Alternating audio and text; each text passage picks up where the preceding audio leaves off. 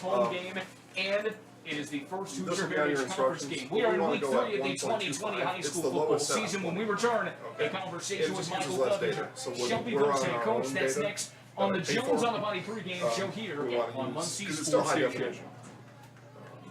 On 720. So 720 is 720, especially to the end user that's watching on their phone. Cool, 3 minutes. They will know no difference between these three. Rob and I are if you know the difference, I will give you a bonus because you really can't see the difference. And it warns you. You may want to stop this before you change this.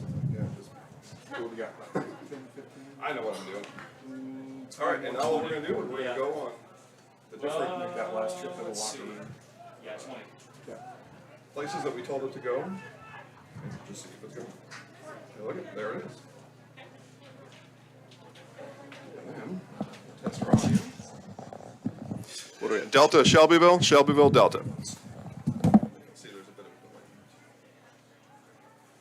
You should hear me in a minute. A couple seconds, actually.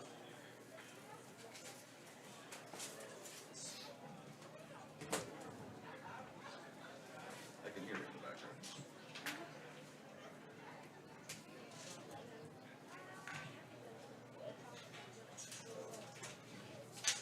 Delta Shelbyville, Shelbyville Delta. We're about 35, 40 seconds.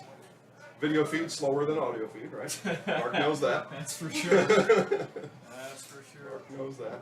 I remember when I was a kid, we'd listen to Maury Mandy's on the radio around Yeah. here at Ball State basketball. We'd have it on TV, but we always knew if the shot was made or missed like 20 seconds before it went through. It annoyed the heck out of me, but that's just what we did. YouTube. So. Yes. Yes. All right. And now we just sit around and we just wait for something to go wrong. That's right. Hey, we got a 20-minute break too, so there you go. Yeah, exactly, right? So what we're going to do is we're going to keep we're going to just use this audio. They've got a pregame show running through their feed. But for the senior night festivities, we want to have our audience be able to hear all that. Right, So okay. that's why we're doing what we're doing. If it's not a senior night, we'd be taking their audio the whole time in the pregame.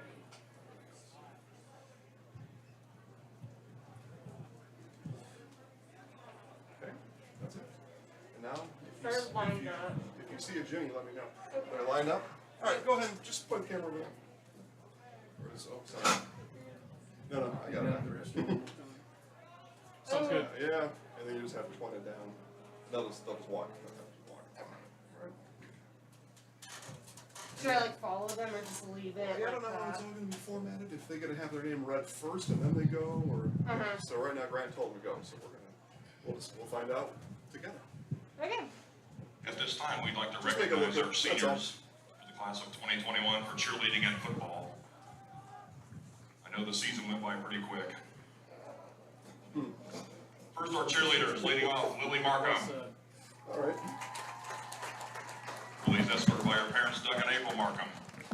Her activities at Delta include 2 years of JV cheerleading, 2 years varsity cheerleading, 3 years FTK, and 2 years in the Blue Crew. Her future plans are to attend Ball State University and study interior design. Lily Markham.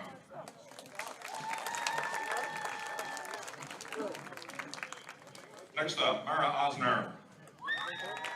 She's accompanied by her parents, Melissa and Brian Osner. Her activities at Delta include 2 years JV cheerleading, 2 years of varsity cheerleading, 3 years FTK, and 2 years in the Blue Crew. Her plans are to attend Ball State University and major in elementary school education. Mara Osner. Next up, Delaney Pence. She's escorted by her parents, Lori and Toby Pence. Her activities include 4 years at Delta cheerleading, and 3 years FTK, and 3 years on the Blue Crew. She plans on attending Ball State to major in law to one day become a lawyer. Delaney Pence.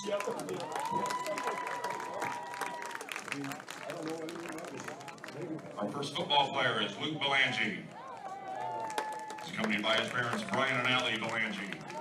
Activities include 1 year of JV baseball, 3 years varsity baseball, 1 year freshman basketball, 1 year JV basketball, 4 years in varsity football, 1 year office aide, 3 years on the National Honor Society, 2 years student council, 4 years of Blue Crew, 1 year freshman chain gang, 3 years of freshman mentor, 4 years Chick-fil-A Leadership Academy, 4 years on the dance marathon committee, and 1 year intramural basketball, in which they were the champions.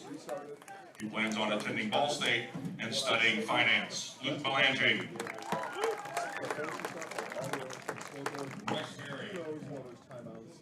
Bryce is accompanied by his parents, Nathan and Jessica Berry. Activities include 3 years of football, 1 year of track, and he's on the National Honor Society. His plans are pre-physical therapy at Ball State University. Bryce Berry. Justin Burcham. He's accompanied by Christy and Jason Burcham. Activities include 4 years of football and 3 years of basketball management. He plans on attending Ball State to study criminal justice. Justin Burcham. Next up, Evan Conley. He's accompanied by his parents, Chris and Inessa Conley. Activities include 4 years of varsity football, 4 years of varsity track, 3 years freshman mentors, 2019 intramural champs, and National Honor Society. He plans on studying mechanical engineering at an undecided college. Evan Conley. Leslie Doherty. Accompanied by Bill and Tama Doherty. Activities include football manager, 3 years, boys basketball manager, 4 years, freshman mentors, 3 years, Chick-fil-A Leadership Academy, 3 years, and Best Buddies, 1 year. Her plans are to attend Ball State for business. Leslie Doherty. Bruce DeWeese III. He's accompanied by Bruce DeWeese Jr. and Bridget DeWeese. His activities include football and choir. And he plans on going into the police academy. Bruce DeWeese III. Logan Drown. He's accompanied by Craig Harris and Jason Drown. Activities include 4 years of varsity football, 3 years varsity baseball, 2 years freshman mentors, 2 years office aide, and 1 year best buddies. Plans are to attend a trade school and begin working after earning a business degree. Logan Drown. Trevor Edgerton is accompanied by Teresa Heavenridge. Activities include freshman basketball, 4 years football, 3 years baseball, and 3 years of powder puff as the coach. His plans are to study business marketing at Ball State University. Trevor Edgerton. Braxton Edwards. He's accompanied by David Kelly Edwards. Activities include 4 years of football, 2 years intramural basketball, 2-time intramural basketball champion, and going for 3 this year, 2 years of recycling club, 4 years of Blue Crew, and 2 years of freshman chain gang. He plans on attending Ball State and live with his boys. Braxton Edwards. Cody Howard. He's accompanied by Kurt and Ashley Howard. Activities include 4 years of varsity football, 2 years of JV baseball, 2 years of varsity baseball, 1 year of freshman basketball, and 2 years of intramural basketball. He plans on studying architectural management at Ball State University. Cody Howard. Brady Hunt. He's accompanied by his parents, Linda and Jeremy Hunt. His activities include 4 years varsity football, 4 years of varsity basketball, 2 years of varsity golf, 3 years in the National Honor Society, 3 years freshman mentors, 4 years Chick-fil-A, and 4 years Blue Crew. Brady plans on attending Ball State University to play football and major in finance and accounting. Brady Hunt. Logan Mainer is accompanied by Wes and Olivia Mainer. His activities include 2 years of JV basketball, 2 years of varsity basketball, 2 years of JV football, and 4 years of varsity golf. He plans on studying business at Ball State University. Logan Mainer.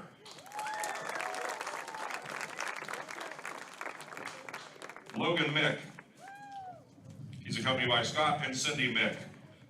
Activities include 4 years of football, 3 years track and field, 4 years FCA, 3 years National Honor Society, and 3 years of freshman mentors. He plans on studying engineering at Purdue University. Logan Mick. Carson New. He's accompanied by his parents, Mike and Sherman New. His activities include football and baseball. He plans on going to college for either sport and studying computer engineering. Carson New.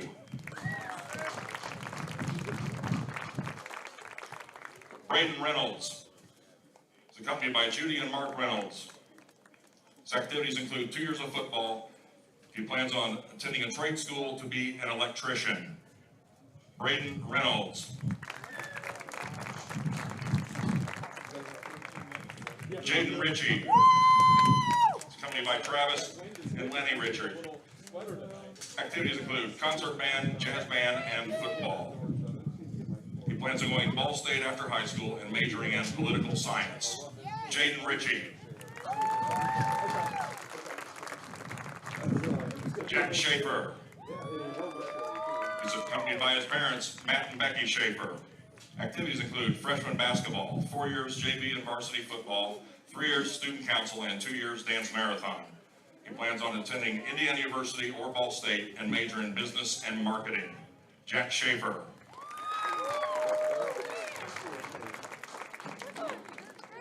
Bray Stebbins is accompanied by Tyson and Becky Stebbins. His activities include 1 year of wrestling and 4 years of football.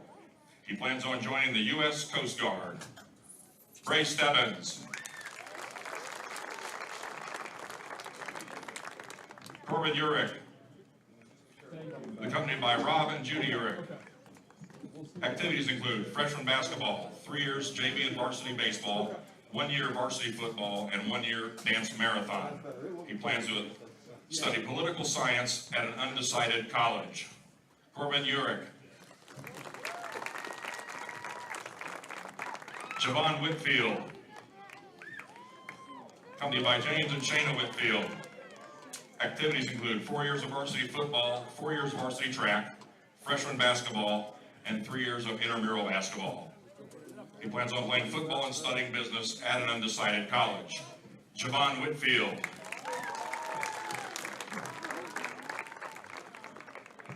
Mitchell Whitmer is accompanied by Gregory and Levon Whitner. Activities include football and intramurals. He plans to go to college to potentially play football. Mitchell Whitmer. Grant Williams, accompanied by Adam and Allie Williams. Activities include 4 years football and 2 years of track. Plans on studying exercise science at Indiana Wesleyan University. Grant Williams. Riley Wooden, accompanied by Bob and Stacy Wooden. Activities include 1 year freshman basketball, 1 year JV basketball, 2 year varsity basketball, and 1 year JV football. Also 3 years of varsity football, 1 year JV baseball, a year of freshman chain gang, and 3 years of weightlifting. His college plans are undecided. Riley Wooden. And there you have the class of 2021 football and cheerleaders.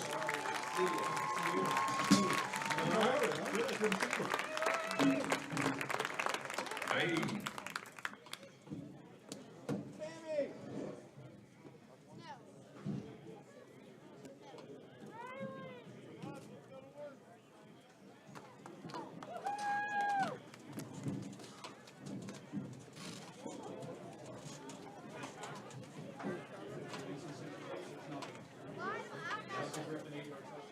Start at 7.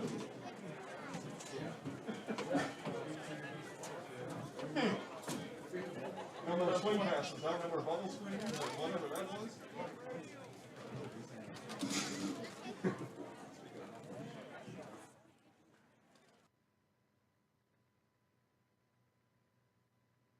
By the way, being on the road against a quality opponent, those last 8 minutes, take us through, just the execution and what it took to get that big win in week 1 for you, but week 2 of the 2020 season. Yeah, so right when they got knotted up, 28-28, seniors, we all got together and we took a big deep breath and we said, hey, we knew it was going to be a battle. It was not a surprise to us that we were not up, 42-0, that we were coasting to a victory. Like, we knew that they were going to have a fine ball club, and in my opinion, that's the best team he's fielded since like 2010. And our seniors said, okay, we've been in situations like this before. We knew what kind of battle it was going to be, and it was kind of gut check time on what kind of team we were going to be for 2020. I believe it was that important. That was one of those moments, like, hey, are we gonna find a way to get this done and overcome the adversity, or are we going to be the team that has to find a different way to win, or are we going to be a team that doesn't get it done? And luckily for those seniors, you know, they were in there, and they're the perfect group to be leading us through this crazy season, and we were able to pull it out. The numbers look similar to years before. 319 yards rushing. You had 2 100-yard rushers.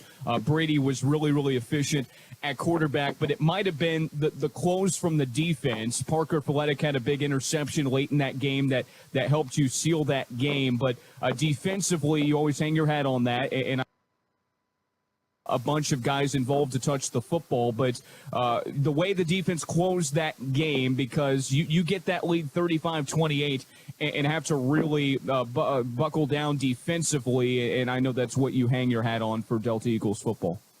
Oh, for sure. Being able to run the ball late in the game, wearing on people, calling upon our strength and conditioning program that we feel really helps us close out some of those games. And then I completely agree. The defense played lights out in the second half.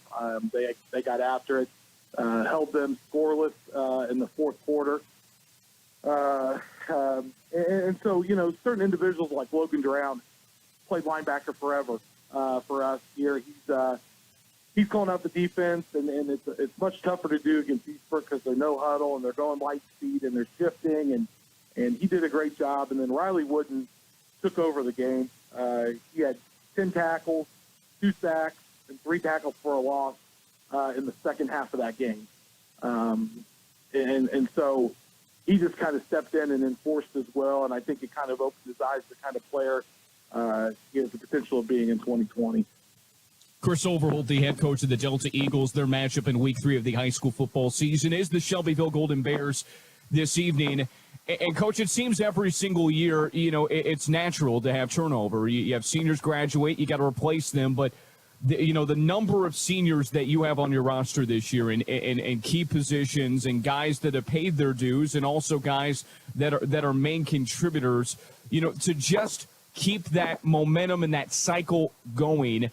You know, it's just when you look at this roster, you think about all you lost, and then you look and it's like, man, we got experience here, and they're really, you know, at each level and at each position group you have somebody who's done it before. You know, how do you build a program that way, and especially heading into this uncertainty of the year, having experience has got to help even more so than years past? It takes a lot of work from a lot of individuals, a lot of people that love Delta football and love the culture of Delta football. Our Metro program, our youth program, we believe it's the best in the county. It's one of the best in the area. They did a conference tournament last year, and we won 2 of the divisions for our conference tournament.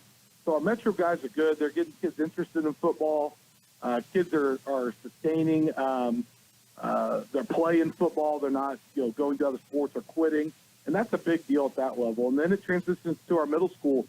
Travis Ritchie is our head middle school coach for the last couple of years.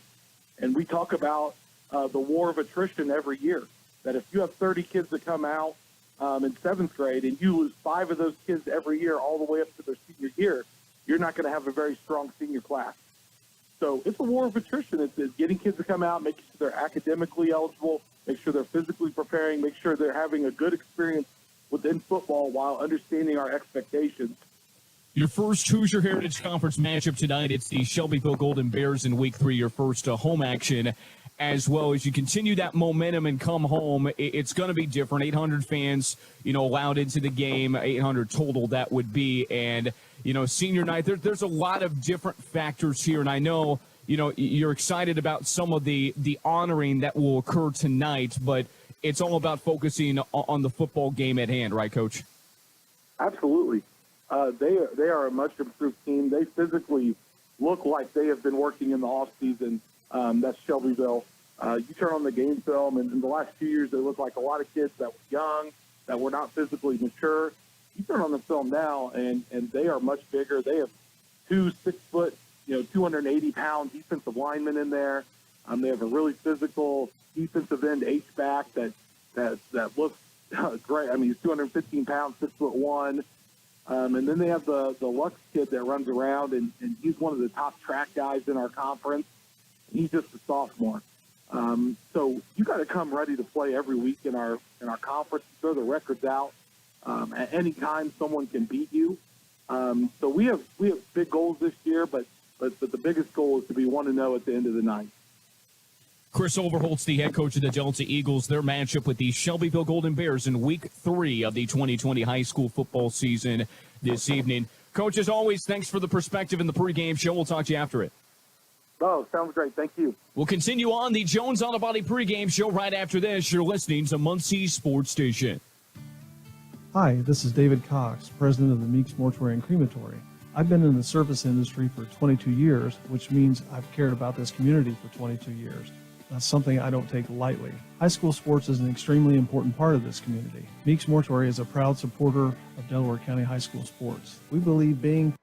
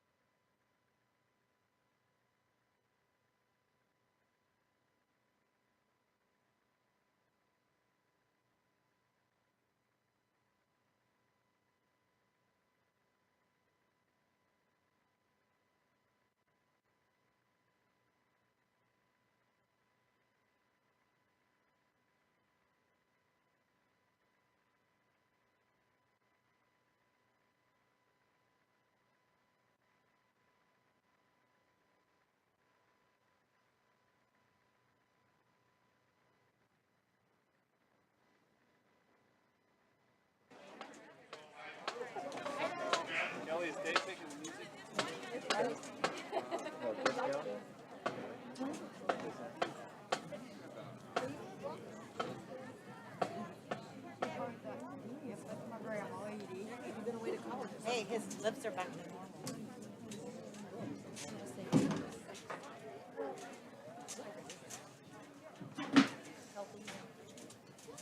Pretty much every time they go to commercial. So once we get to that point, I think just listening on them here.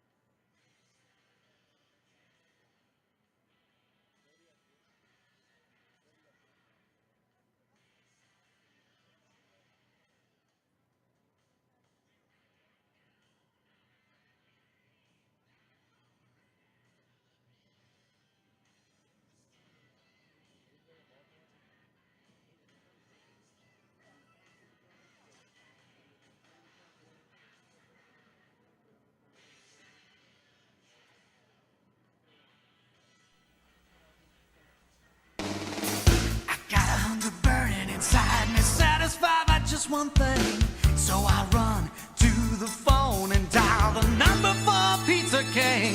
I'm gonna ring the king. The king delivers. I'm gonna ring the king. An incredibly delicious royal feast pizza on the best crust you ever tasted. Ring the king. Pizza King.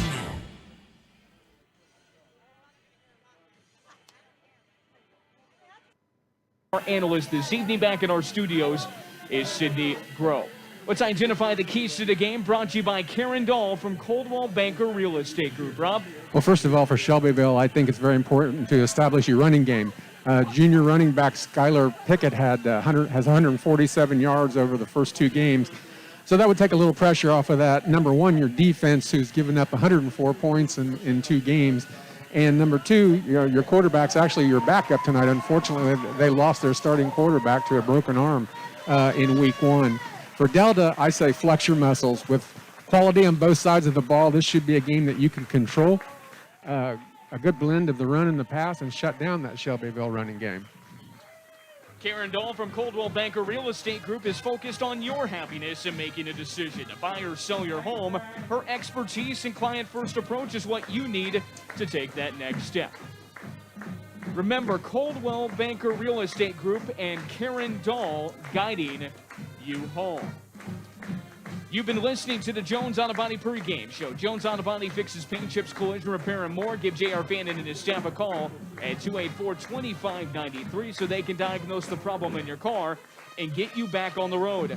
Jones Auto Body, proud to support all Delaware County schools this year. And Rob, in looking at last week's win against Eastbrook, it was just vintage Delta. However, they had 200-yard rushers, and I talked with Coach Chris Overall. They're going to give Javon Whitfield a lot more carries this year. He said, I can't remember the last time we've had a single player carry the ball 20 times in one game, and that's what Javon did last week, and he really sealed that at the end. Once Delta got the lead, they really relied on his leadership, and he was fantastic. Well, they're definitely a run-the-ball first team, and I also remember him mentioning to you that now they've even asked Brady Hunt to use his legs, quote, to add even more to that running game. So, yeah, looking forward to it.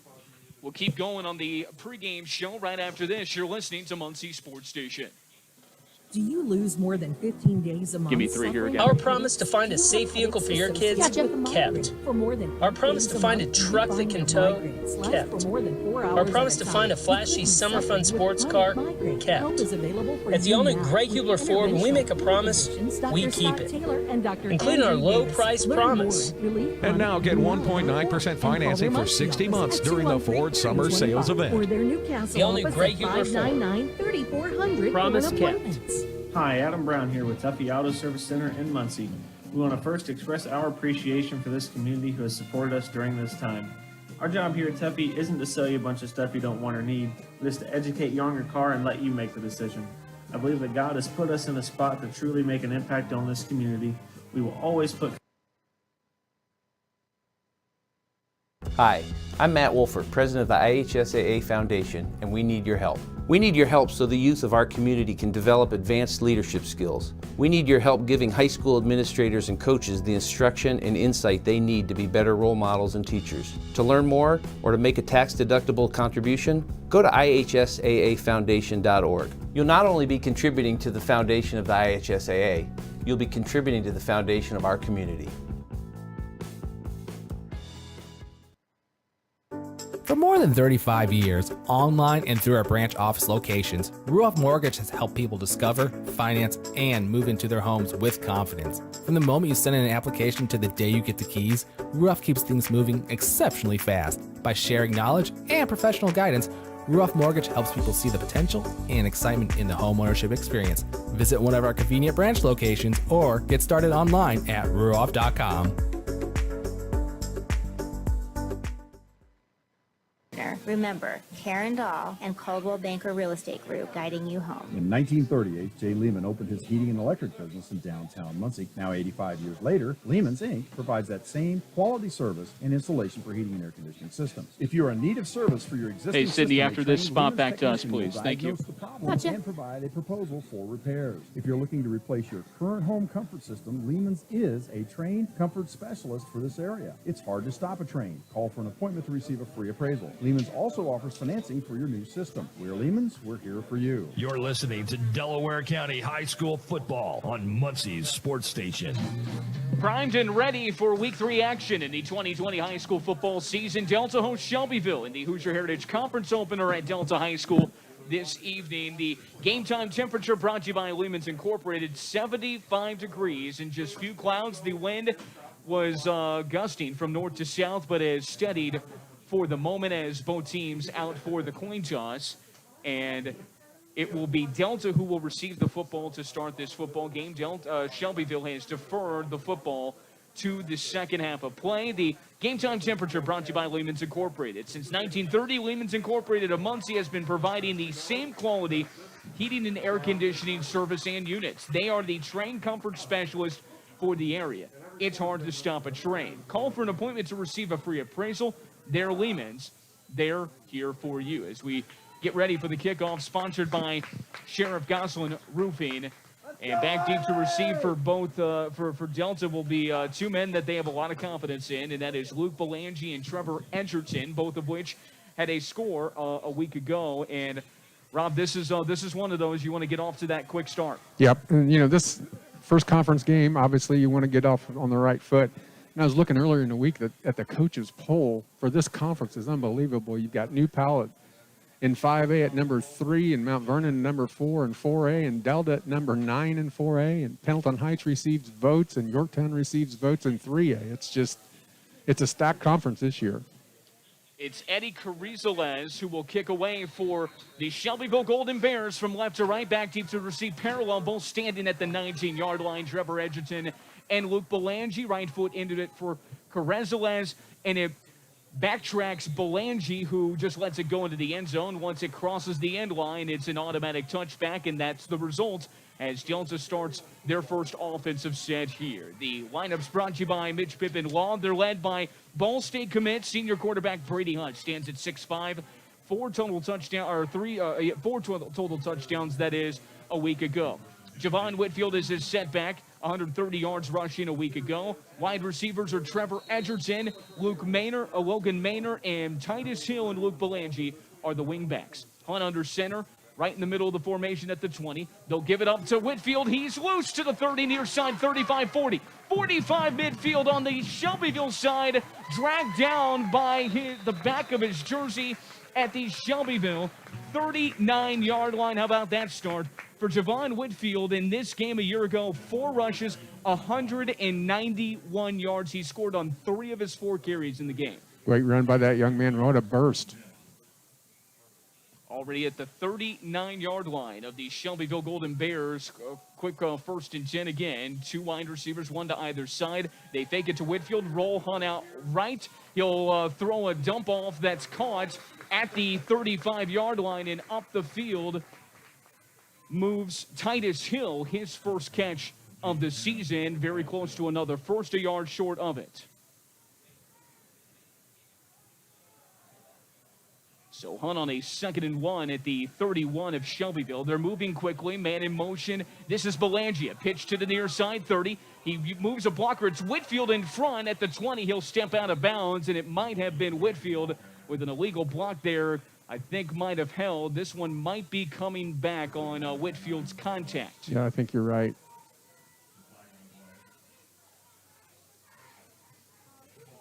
Got a hold. And it is a hold on the Delta Eagles. That first burst for Javon Whitfield, by the way, a 41-yard rush on the first play from scrimmage. A little bit more difficult here on this 2nd down play, but Delta has stayed committed to the run. And a good rollout for Brady Hunt there as well. So this will be at the initial contact. 2nd and about 4 to go at the 33 of Shelbyville on the near hash. Double wingbacks, 2 wide receivers. Hunt under center. Setback is Whitfield. Stretch play right. He'll redirect up the middle and fight for yardage across the 30. Wrestle down near the 29-yard line, where he's met by defensive tackle Johnny Rayleigh for the Shelbyville Golden Bears. And it's going to be a thorough, let's see if it's a first down. It will move the chains. We're a little offset here, exactly parallel, so we waited for the change to set. It's a 1st and 10 at the 29-yard line. Hunt moves a man in motion, that's Hill, but they go underneath to Whitfield. Tries to spin out of tacklers, and this time just a short gain of a couple. Coming in from his rover position, Ethan Lambert with a great stop slowed the progression of Javon Whitfield. Yeah, they faked a sweep and went right up the middle with Whitfield again. Well, in this formation, they can do a whole heck of a lot of things, and these wide receivers, wingbacks are all in play to get these carries, but the real heart of this Delta Eagles offense is their offensive line. Every single member a senior this year. We'll introduce him in a moment. This is a 2nd and 7 at the 26 of Shelbyville. Play fake, Hunt rolling out right, throws right, caught up the field. That's Logan Mainer, who had a big game last week against Eastbrook across the 15. Stretches the football down to the 11. It's another first down for the Delta Eagles. Logan Mainer coming back after a year off of football. 2 touchdown grabs and 6 receptions for 71 yards a week ago. Another one of those seniors making a contribution. First and 10 at the 11. Again, Delta moving quickly. Misdirection up the middle. Belangi to the far side pylon and gets in. He walked in. The misdirection fooled the front of the Shelbyville Golden Bears. He went backside and walked in. Luke Belangi, 7th career touchdown. And Delta just like that up 6-0 here at home. 10:03 left in the first quarter. Belangi's got a burst too. That was very impressive. Everybody got involved on the starting drive. The only player in the starting lineup skill position-wise that did not touch the football, Trevor Edgerton, but we'll see him at some point very, very soon. Here's Levi Griffiths, extra point, snap down the lefty, kicks it through the uprights, perfect. And Delta just like that up 7-0 after an 11-yard misdirection run to the far side pylon for Luke Belangi. 10:03 in the first. We'll take a break right here on Muncie Sports Station. Sparks Computerized Car Care on West Bethel Avenue in Muncie is your complete auto service and maintenance shop in Muncie. Family owned and operated since 1990 with over 100 years of combined experience. Standard maintenance, tire service, brake repair, engine, transmission, and more. Sparks Computerized Car Care will take care of you bumper to bumper. Schedule an appointment online at sparksauto.net. That's sparksauto.net. Sparks Computerized Car Care in Muncie. At Greg Hubler Chevrolet, we believe just saying we'll be here after your purchase isn't enough.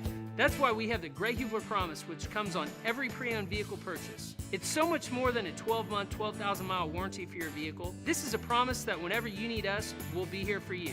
Also included is roadside assistance, complimentary service pickup, drop-off, and car wash with every service visit.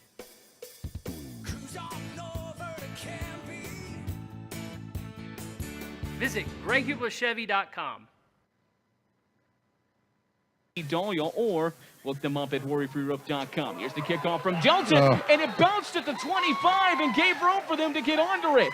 On the kickoff, never touched by Shelbyville, and Mitchell Whitmer gets under the football, and Delta just like that gets the football at the 25 of Shelbyville. A miscue, and you know, that's the indecision that you have as a kick returner. Do you let it bounce with the hopes that you can get under it on an awkward bounce? And it turned out the miscue there for Shelbyville. That was just a perfect example of Whitmer just being more aggressive than the entire Shelbyville team.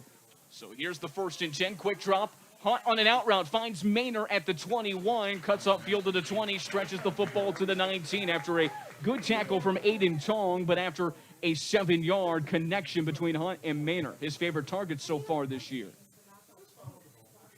11 yards per catch for Logan Mainer a week ago. And how about coming back after a year off of football and 2 touchdown grabs and 2 big ones. 2nd and 2 at the 19 of Shelbyville. A drop from Hunt. He looks far side, throws there. Good ball, just a little out of the reach on the far pylon in the end zone for Logan Mainer. Incomplete, setting up a 3rd and 2 now for Delta. 9:31 in the first. They lead 7-0, Rob Fisher. That's, when you get 1st and short like that, you can take some shots at the end zone and then come back. You've still got 3rd and short, so.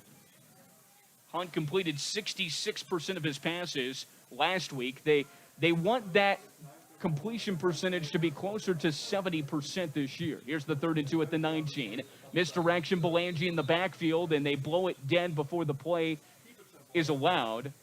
And it might be a false start on the Delta offensive line potentially. They are pointing to Shelbyville. We'll wait and see here. The offensive line for Delta, the tackles are Riley Wooden, Braxton Edwards. Guards are Evan Conley and Jack Schaefer.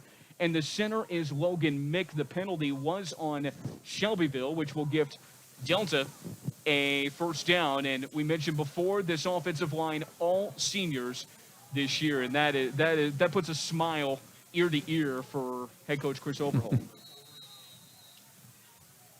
So a 1st and 10 at the 14 of Shelbyville. Snap, Whitfield, patient, now redirects inside, spins around tacklers, and finds his way down to the 10-yard line for a good 4 or 5 yards in the teeth of the defense. And at 5'8", 160, that's what Javon Whitfield in a sneaky way does well. He runs really well in between the tackles, does have the extra burst to get to the outside if he needs to. Yeah, that time he went right. He's gone left a couple of times, but that time he went to the right side. The speed to power combo for Whitfield, the senior. 2nd and 6 at the 10 of Shelbyville. Pitch outside, near side. This is Belangi again. Cuts inside at the 10, the 5, and into the end zone. He stretches the football in. His second touchdown here in the opening minutes of the contest. They love to get Belangi outside and let the playmaker make the play. He did. 13-0 Delta. 8:52 left in the first. Well, there's that good start we talked about during the pregame. Certainly helped out by the miscue by the Shelbyville special teams as Delta took the kickoff away from Shelbyville after it bounced at the 25. Here's another opportunity for Zion Griffiths, the lefty. The snap down, the kick is up from Griffiths, and it weaved a little bit to the right, and it's outside the right upright. No good on his second point after touchdown. 8:52 left in the first. Delta holds a 13-0 lead. We're back after this. Gaddis Chrysler Dodge Jeep and Ram of Muncie is your new and used vehicle dealer in Muncie. Drive the stylish and roomy 2020 Jeep Grand Cherokee Altitude with 4-wheel drive. The 2020 Ram 2500 Laramie Crew Cab has a 6.7-liter i6 engine to get the job done. And the customizable 2020 Ram 1500 and Ram 2500 for any size workload. Gaddis Chrysler Dodge Jeep and Ram is on the corner of Centennial and Wheeling in Muncie. And browse the entire inventory at BillGaddisChrysler.com.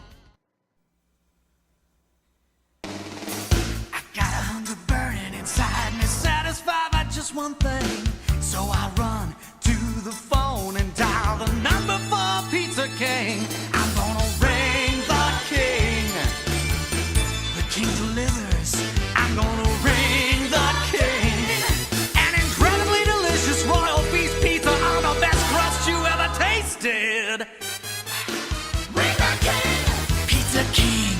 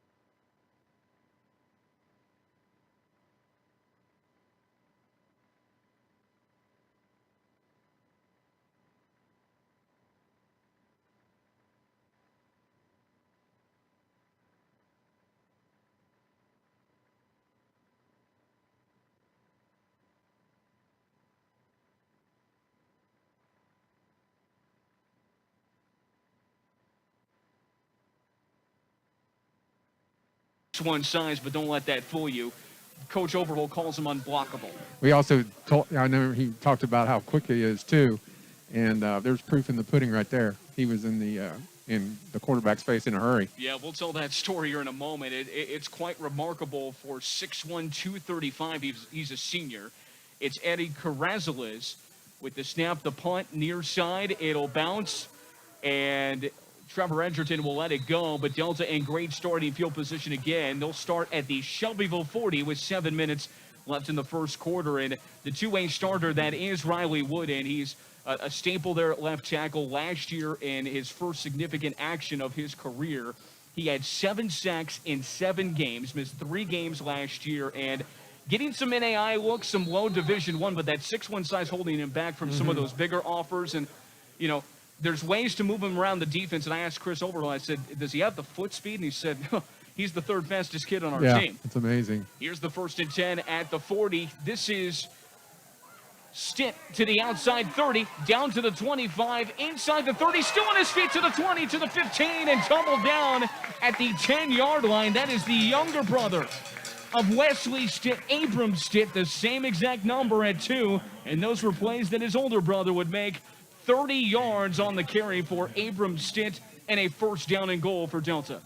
Throw the sophomore in there with all those seniors, and he produces too.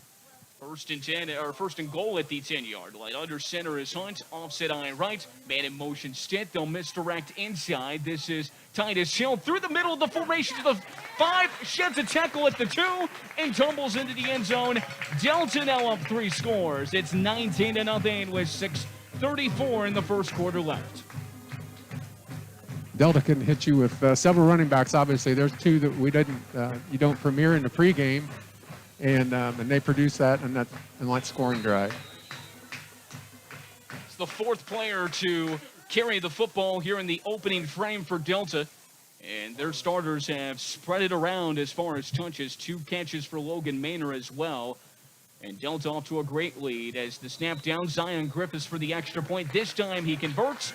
Delta up 20-0, 6:34 in the first. We're back with you next. In 1930, H.J. Lehman opened.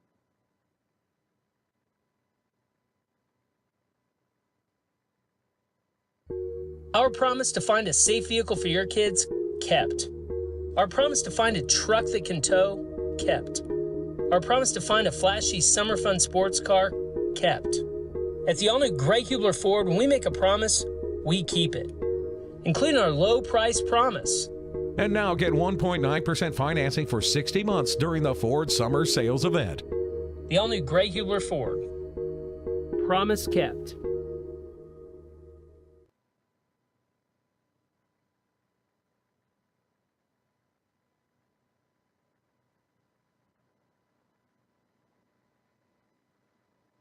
.34 left as the sun's starting to set. The field in complete shadows at this point, and efficient. They needed this quick start, Rob Fisher, and they're certainly getting it. Oh, absolutely. It really puts a lot of pressure now on Shelbyville's offense now to maybe have to throw a little bit more than they thought they were going to have to.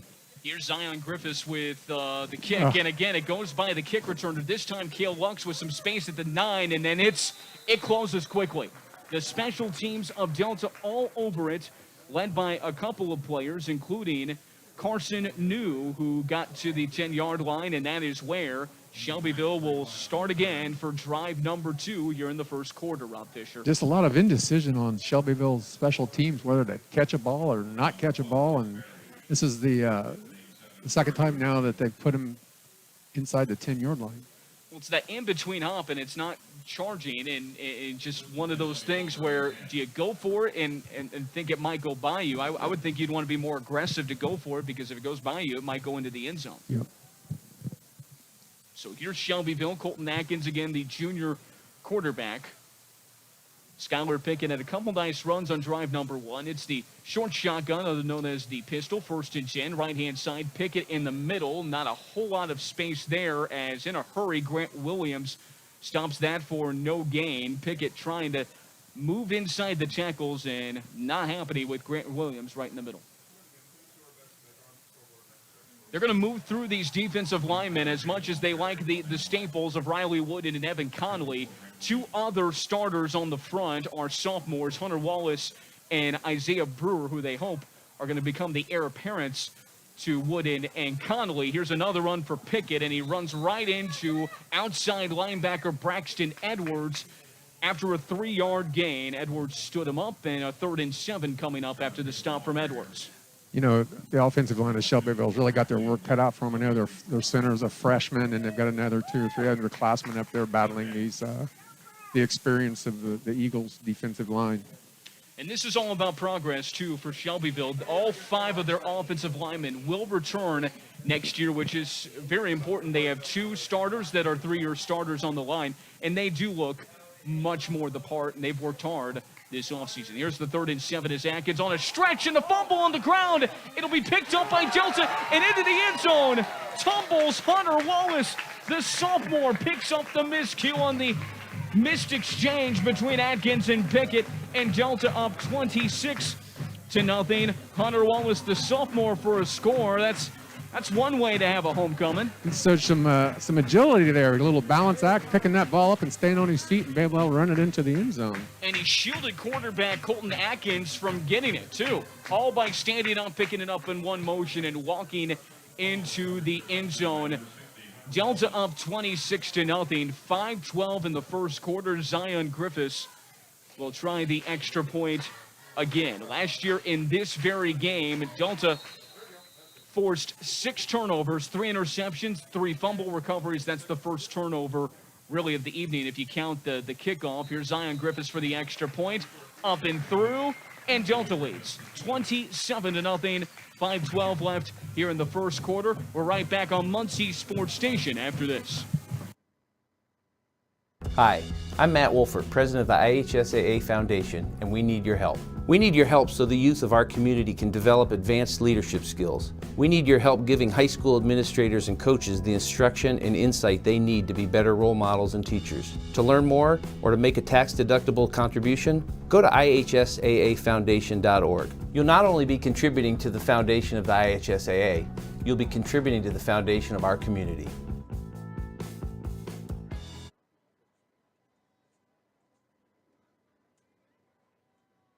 Mortuary and Crematory is a proud supporter of high school sports on the radio. They'd like to wish good luck to all Delaware County athletes this year. Compete with passion, character, and respect. The defense scores this time. Hunter Wallace, the sophomore defensive end, runs in a fumble recovery for a touchdown as Zion Griffiths kicks away. And Shelbyville just falls on the football as it's stopped at the 21-yard line. On top of it for them is Ethan Lambert. So 3rd drive here for Shelbyville, and trying to continue to build the confidence of Skylar Pickett, who in game number 1, 98 yards was a fantastic outing for him. And then last week had the lone score for Shelbyville. He's gotten a lot of carries early. Here's the short pistol sent, 1st and 10 to Pickett in the backfield, blown up.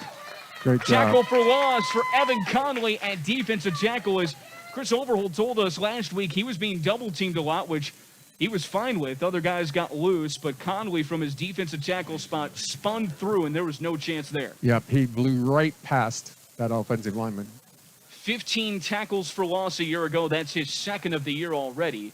2nd and 13 at their own 18. This is a full shotgun look for Colton Atkins. Takes the snap, play fake, dump off near side. This is Keithan Norris with some space in the middle of the formation and takes the football for positive yardage to the 23-yard line, setting up a 3rd and 9. The junior Norris's first reception of the year. Not a bad little play there. Those were some plays that Muncie Central's trying to run last week, and that one's successful for Shelbyville. 3rd and 8 at their own 23. Low snap. Quick throw from Atkins, never set his feet, and threw it wide of the reach of Keithan Norris on the near sideline. Incomplete, setting up a 4th down play and another punting situation for Shelbyville with 4:15 in the opening quarter. Once again on 3rd down, the Delta Eagles are mad dogging the quarterback, and he had to get rid of that in a hurry.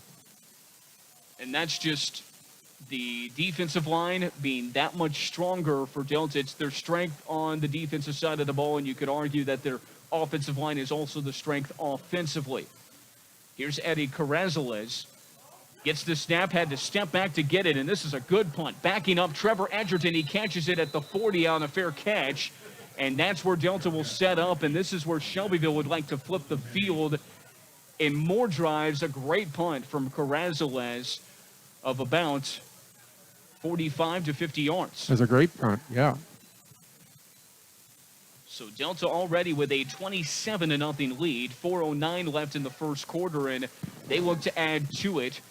Brady Hunt has had a couple of opportunities to throw. It's a 1st and 10 at their own 39. They'll give to Whitfield near side. He gets around the edge at the 45. Good closing speed from the Shelbyville defense to limit that carry to a 5-yarder. Bryce Shelton cut down the gap quickly and made the open field tackle from his defensive end slot. Yeah, that was a great play by the defense there.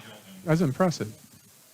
Shelton, one of the leading tacklers on this team. That's his 10th tackle of the season. Only trails Kayla Lux, who has 19 tackles at the free safety spot for Shelbyville. 2nd and 4, the 6-yard carry. They'll give it this time to Ian Renbarger as he moves through the defense down to around the 45 on the Shelbyville side. Tumbled down at the 44, a 1st down. Ian Renbarger's first carry of the season gives Delta a fresh set of downs. Started right, cut back left. Very good. Renbarger had a blocked punt on defense last week, but he is the depth chart backup to Javon Whitfield in that running back situation. Hunt under center with double wing backs, 1st and 10. He drops back, looks to throw, looks left, throws left. Edgerton behind the defense, drops Beautiful. it in. Edgerton caught it at the 6 and into the end zone, touchdown. 44-yard connection from Brady Hunt. What a great ball from Brady Hunt. And it is now 33-0 Delta, 3:20 left in the first. Great move by Edgerton. Broke to the middle, cut back out, heading to the corner, and what a great throw by Hunt. They think he's explosive. They label him as a vertical threat. He shows why on that play there. A great connection between Hunt and Trevor Edgerton as Zion Griffiths for the extra point again. The lefty sets up. The snap's down. The kick is up. And again, this one is through. Just squeaks in the left upright. And it's 3:20 to go in the first. Delta opens up a 34-0 For more than 35 lead. We're years, back with you. online and through our branch office locations, Ruoff Mortgage has helped people discover, finance, and move into their homes with confidence. From the moment you send in an application to the day you get the keys, Ruoff keeps things moving exceptionally fast. By sharing knowledge and professional guidance, Ruoff Mortgage helps people see the potential and excitement in the homeownership experience. Visit one of our convenient branch locations or get started online at ruoff.com.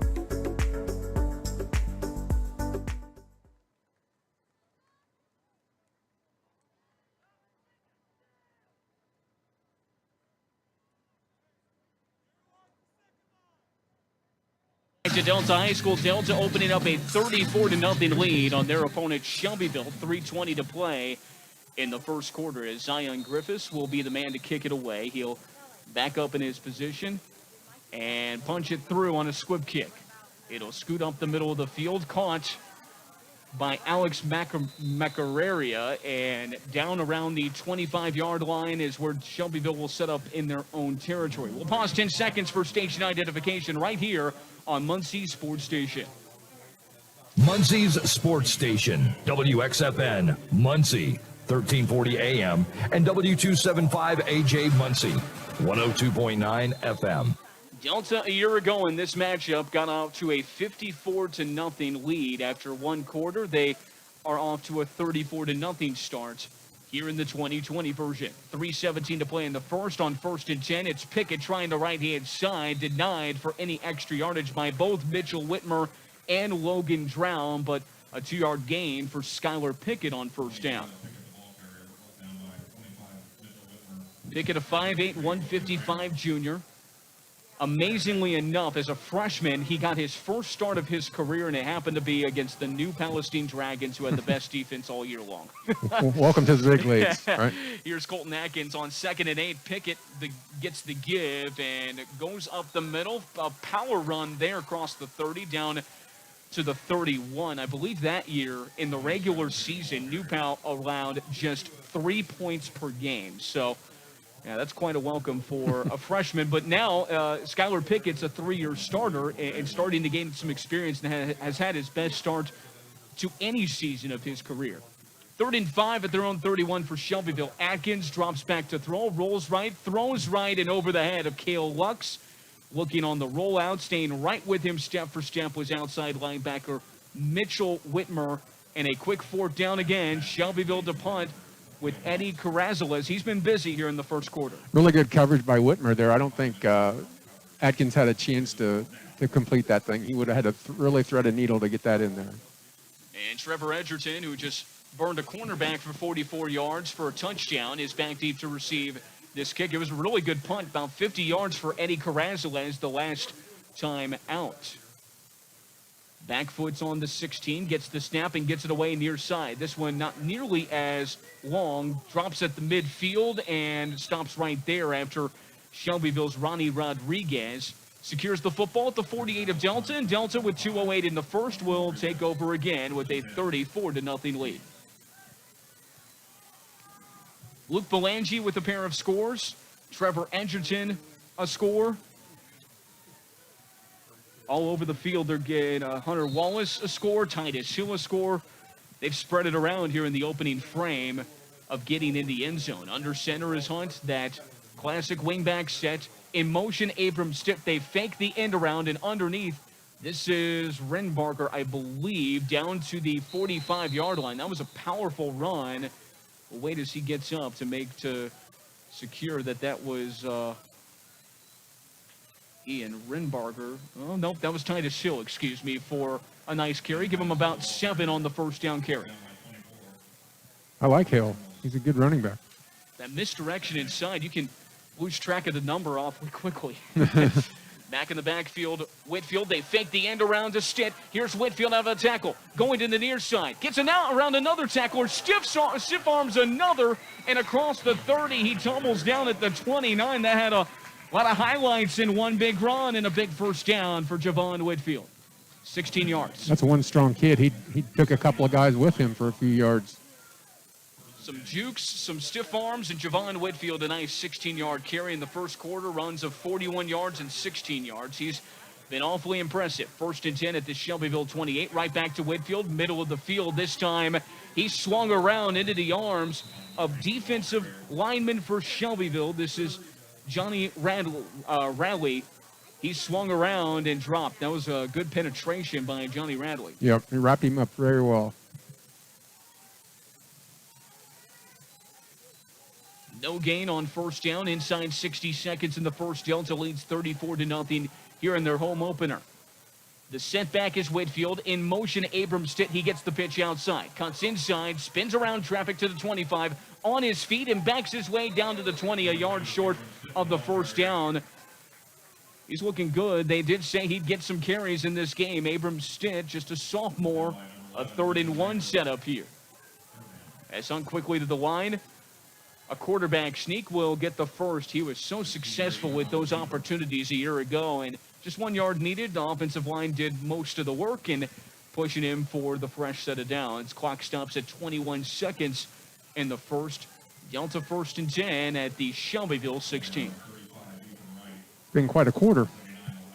It Interesting. Sure has. 16 seconds and counting left in the first quarter as Delta's offense just standing up. So is the Shelbyville defense. Looks content to head to the second quarter, and that's what we'll do. Delta with a 34-0 lead after quarter number 1 with the lights turning on here at Delta High School. We will head to the second quarter next here on Muncie Sports Station. The legacy I want to leave behind is a better world. My father was in the Army, my grandfather was in Vietnam, my uncle was in Vietnam. It's just in my blood. It's amazing. It's a beautiful thing once you look at it and see the bigger picture of it all. I just feel like we don't have enough people who want to step up and lead anymore. That's how I try to live my everyday life. I try to just help young people. That's our future. And so if we can build them up at a young age, it's their world at that point. I just want this world to be better than what I came into. The legacy I want to leave is just to build young people and to make them stronger, mentally and physically. I'm Private Christian Sufront. I'm a 92 Yankee Unit Supply Specialist with the Tennessee National Guard.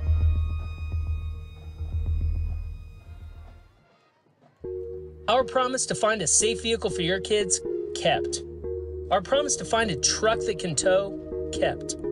Our promise to find a flashy summer fun sports car, kept. At the all-new Greg Hubler Ford, when we make a promise, we keep it, including our low price promise. And now get 1.9% financing for 60 months during the Ford Summer Sales Event. The all-new Greg Hubler Ford. Promise kept.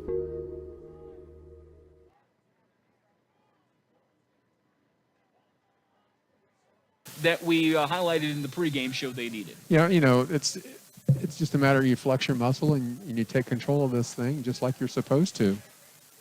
So as we start the second, Delta in position to score again. 1st and 10 at the Shelbyville 16. Under center, Hunt takes the snap, fakes to Whitfield, rolls left, throws left, backside throw, looking for the end zone, and caught by Edgerton on the near side pylon. He gets a foot in, touchdown. That was a Division I throw from Brady Hunt, falling back in the arm strength to get to the near side pylon. Edgerton's second touchdown grab. First of all, he's rolling to his left, and then he has to throw off his back foot. And Edgerton ran a great route, great post route to the back pylon, wide open. Delta leads 40-0. 11:55 left in the first half. It's Zion Griffiths for another extra point. That was an excellent throw and even a better catch from Trevor Edgerton to keep his feet in.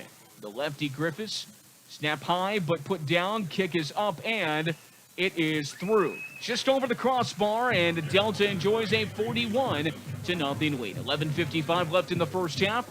We'll take a break here on Muncie Sports Station. Hi, I'm Matt Wolford, president of the IHSAA Foundation, and we need your help. We need your help so the youth of our community can develop advanced leadership skills. We need your help giving high school administrators and coaches the instruction and insight they need to be better role models and teachers. To learn more or to make a tax-deductible contribution, go to ihsaafoundation.org. You'll not only be contributing to the foundation of the IHSAA, you'll be contributing to the foundation of our community.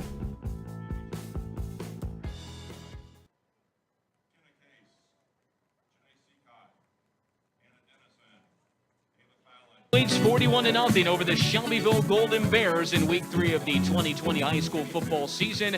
Zion Griffiths will kick away. The latest, a connection from Brady Hunt to Trevor Edgerton. Their second connection here in the first half. That one from 16 yards out and an excellent throw from Brady Hunt. As Zion Griffiths gets it away, kick right down the middle of the formation. It'll bounce all the way into the end zone. And I wanted to tell this story because Brady committed to Ball State and, a great two-sport athlete, a very impressive basketball player. And you just never know with different colleges what they're recruiting. And I asked Chris Overholt kind of off air a little bit about, is he going to be a quarterback on the next level? Or do they see him as an athlete? And he said, kudos to Ball State because our offense so much focused on the run. Maybe haven't seen the true skills of Brady Hunt, but throws like that, I'd keep him at quarterback. Oh, absolutely. Well, I would certainly agree with that. 1st and 10 at their own 20 for Shelbyville. Snap from Atkins, give to Pickett. He'll try the outside and not find much. That was on the edge. It looked like it might have been Hunter Wallace over there on the backside of the play. Braxton Edwards was also there. A very short gain, actually no gain for Shelbyville there, and Skylar Pickett, after a couple early solid runs, has really been held in check. Getting back to Hunt real quick, I remember Paul Keller telling me Brady Hunt is one of those types of kid, no matter what sport he plays, if he's on the field or on the court, you usually have a chance to win that game. Here's the give to Pickett. This is a great run to the 15, lowers the shoulder down near the 30-yard line. That should be enough for a first down. He ran through a Delta tackler that got in the backfield quickly, but that's the power of 5'8", 155 junior Skylar Pickett. It's a first down for Shelbyville, their second of the game. He's doing a really nice job against a really good defensive line.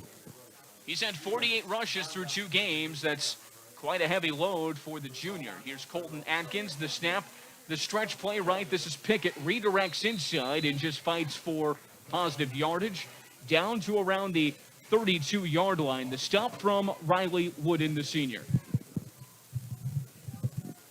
And you're right, in basketball, he's kind of a positionless player. You'd probably slot him as a forward, a guy who can He'd really set up the offense. Great ball handler for his size. And at quarterback at 6'5", it's just coaches just love that size at quarterback. Here's Pickett again and stopped his forward momentum at the 33-yard line. But in getting back to that conversation, I think, Chris Overholt just alluding to the fact that we may not see the best of Brady Hunt at quarterback as a high schooler. There might be more because of the offensive tendencies for collegiate programs going more aerial, whereas Delta is more focused on the run. As a timeout taken from Shelbyville with 10:08 left in the first half. 41-0, Delta leads the football game, and a 3rd and 7 coming up for Shelbyville when we return next here on Muncie Sports Station. Hi, I'm Matt Wolfert, president of the IHSAA Foundation. Lots of high school athletes here in Indiana have gone on to become collegiate All-Americans. A few of them have even turned pro. But participating in high school sports has helped virtually every high school athlete become a good American.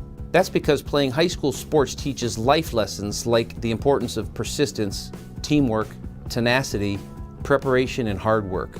The IHSAA Foundation was created to help high school administrators and coaches become more effective role models and teachers, emphasizing values that will help their players become better athletes, better representatives of their community, and better Americans.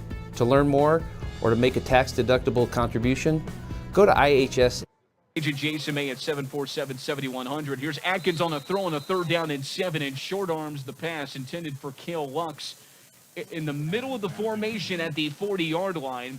Incomplete 4th down, a punting situation here for Shelbyville, Rob Fisher. Shelbyville still searching for that first down of the game, too. So this is Eddie Carrazales. He's had a couple of nice punts in the game. And Trevor Edgerton, the man back deep at his own 35-yard line, awaiting the Carrazales punt. Snap is high.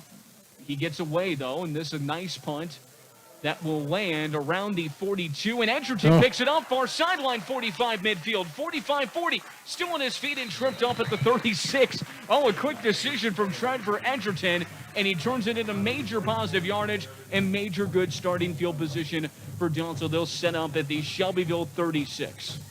He took that thing on one hop, and he was shot out of a cannon and blew past 2 guys. That is, without a doubt, one of those coaching plays where it's a no, no, no, yes. Yeah, attaboy. Yeah, probably take him to the sideline and say, in a tight game, let's not do that again. Yeah. 1st and 10 at the 35 of Shelbyville. Under center is Brady Hunt. Wide receiver isolated to the right-hand side. Snap taken from Hunt, and the misdirection underneath. This is Titus Hill, who's got his 4th carry of the contest. Down around the 30 is where he stopped for about 5. A lot of misdirection. I like that. They always have that man around back for the pitch. They've got the setback in Javon Whitfield, and then the underneath wing back on the counter play that is tough to defend.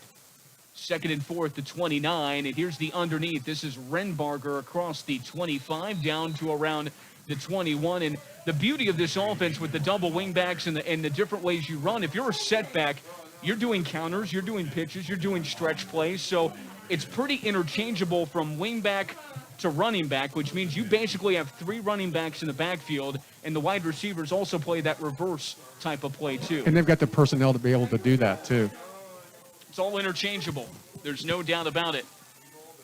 1st and 10 at the 22 after the first down from Renbarger. Hill in motion, and they'll give it to Titus Hill on the sideline. 20, 15, out of a tackle, spinning around to the 10-yard line. Should be close to another first down or a yard short of it, and it is. Delta can still get a first down before they score. Under 9 minutes to play in the first half. They lead 41-0 and threatening again here, Rob Fisher. Titus Hill is very impressive. I really like this kid. Well, they said he's going to kind of pay his dues this year. Here's the 1st and 10 at the 11. Fake the pitch, go on the end around, and wide open on the backside, running into the end zone is Abram Stitt. It's that misdirection play on the backside. Nobody saw the back door, and Abram Stitt in for his first score of his career. 8:43 left in the first half, and Delta leads 47-0. Big credit to Titus 2 on that drive. Played a heavy load with 3 carries. Absolutely. 1st and 10 at the 11. Fake the pitch, go on the end around, and wide open on the backside, running into the end zone is Abram Stitt. It's that misdirection play on the backside. Nobody saw the back door, and Abram Stitt in for his first score of his career. 8:43 left in the first half, and Delta leads 47-0. Absolutely. So Zion Griffiths for another extra point. 8:43 remains here in the first half. The lefty setting up once again.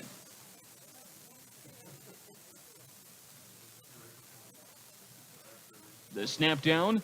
The kick is up, almost partially blocked, and it is through. Delta leads 48-0 over the Shelbyville Golden Bears. 8:43 left in the first half. We're back with you next. Sparks Computerized Car Care on West Bethel Avenue in Muncie is your complete auto service and maintenance shop in Muncie. Family owned and operated since 1990 with over 100 years of combined experience. Standard maintenance, tire service, brake repair, engine, transmission, and more. Sparks Computerized Car Care will take care of you bumper to bumper. Schedule an appointment online at sparksauto.net. That's sparksauto.net. Sparks Computerized Car Care in Muncie.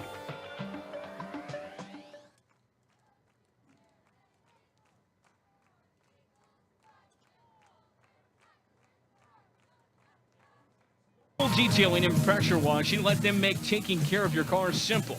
All the struggle with trying to juggle work hits in life, let MJ's Mobile Detailing come to you while you are at work and clean your vehicle from top to bottom. MJ's Mobile Detailing is a proud supporter of all Delaware County schools this year. Here's Zion Griffiths to kick away. Delta opens up a 48-0 lead. The ball skips into the hands of Alex Macaria, and down around the 21 is where he'll be stopped. And so Shelbyville takes over there with 8:37 to play in the first half. It's been a lot of Skylar Pickett. It's been their most reliable option. Colton Atkins has had some difficulty in the passing game. That has a large portion to do with the four-man front of Delta. They've just been getting in the backfield at will. Oh, they've done a great job. They've been in his face when he does try to pass the ball. So Shelbyville's offense comes back on the field for a 1st and 10 at their own 22-yard line. This front's going to be difficult for anybody to play. And, you know, Michael Clevenger pregame mentioned, hey, this is one of the best 4A programs in the state, and I would not disagree with him. Here's a swing pass right. This is Aiden Tong across the 25 and tumbles down around the 30-yard line. They fake the run underneath, and a good, accurate throw from Colton Atkins gives Shelbyville a 9-yard gain on 1st down. Good opportunity to get that first down. Aiden Tong, the leading receiver on the evening and for the season for the Shelbyville Golden Bears. And shotgun Atkins on a 2nd and short. This is Pickett, stood up by trying to get by a blocker, and then a ball that scoots out at the very end. Delta thinks they have it. Let's see. Nope, they'll call him down by contact after losing a couple of yards on the carry. Pickett. Certainly Skylar Pickett, their bell count. They haven't had anybody from the setback position carry the football other than Skylar Pickett this season. A loss of 1 on the carry. It's a 3rd and 3 at their own 29. 7:30 left in the first half. Short shotgun. Atkins slaps his hands together, gives to Pickett up the middle. He'll have the 1st down and spin around traffic down to the 35. Near the 36, they'll mark him, though, back at the 35. 1st down for Shelbyville. Good for them. That's progress, right? And the good thing about these, they're not quitting. You know, you don't see any of the heads dropping or anything like that. They're still playing hard. Well, with an experienced group 3 years ago to a very inexperienced group, and it's just, you know, it's the cycle of how high school sports go. As Pickett tripped as he got the stretch play left, and they stopped the play after a loss of a couple for Pickett. And Delta players came in a hurry there, but Pickett just never got going, tripped as he received the football. Yeah, their offensive line is having a really difficult time containing this defensive line of the Eagles. Loss of 2 inside 7 minutes left in the first half. Now a spread look, 4 wide receivers for Atkins taking the snap. Quick throw over the left. Oh, God. The right paw of Edwards. He almost intercepted it with one hand, but couldn't reel it in. He had an interception a week ago against Eastbrook. That one a very near interception. He could have run all the way to State Road 28 without being touched if he had caught that thing. Almost there. But a great pass defense from Braxton Edwards. Now a 3rd and 12 at their own 33. Short shotgun, set back Pickett. Atkins with the snap. Give right-hand side. No room to go in the backfield in a hurry was Riley Wooden. He went unblocked and met Pickett as soon as he received the football. It's a fourth down play, punting situation once again for Shelbyville. Another great job by the Delta defense. Two big plays there, right there, in that second and third down. His second tackle for loss this evening. He had 2 a week ago, and Riley Wooden is just absolutely disruptive. Eddie Carrazales again to punt away, standing at his own 16. And Trevor Edgerton awaiting the punt at his own 33. Carrazales gets it away. It's a low end over end, and it bounces in Shelbyville's favor inside the 40. Oh. Down around the 31 as Edgerton touched the football, and Shelbyville will be on it. Edgerton got a little bit antsy there, and that's the last punt he had. He got it on one hop, and there were Shelbyville players around him. That time he tried it again, and that's risky. He knows that's a mistake. That's a senior that you just can't reach in just to grab at a ball like that. And Chris Overholt from the sideline met him on the field, and all it takes for a senior is just eye contact, and he's like, he gets it. He gets it. Yep. And again, in situations where you're up 48-0, of course it doesn't impact the now, but this is about the totality of the season at the same time, and certainly they'll have a conversation about that. 1st and 10 for Shelbyville at the 31 of Delta. Here's Skylar Pickett across the 30, a strong run down to the 28-yard line. And now an official's timeout here. I believe an offensive lineman may have had his helmet come loose. And a play like that Edgerton just made, like you said, it doesn't make a whole lot of difference tonight, but next weekend it could.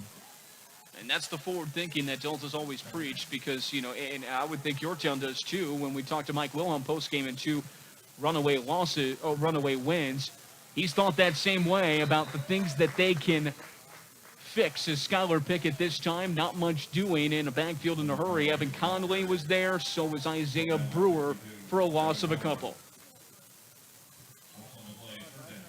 Now a 3rd and 10 with 5:23 left in the second. Delta 48-0 on the Shelbyville Golden Bears. Once again, 3rd and long, and we'll see if the Eagles are coming after him again.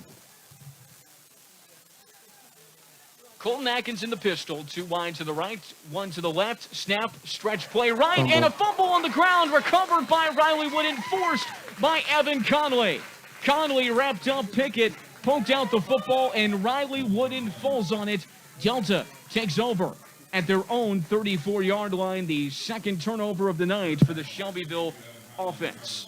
Great penetration again by that defensive line, suffocating.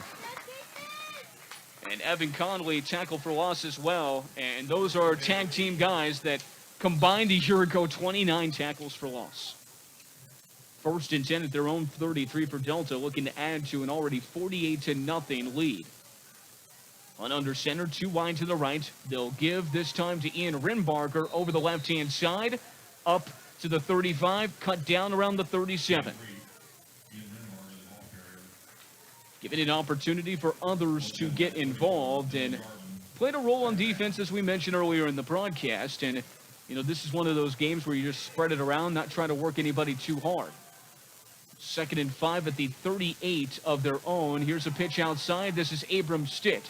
He'll go for the outside, look for the leverage, and a great open field tackle by Kayla Lux on the near sideline, stopping the play for a short gain. A flag flies in at the end of the play.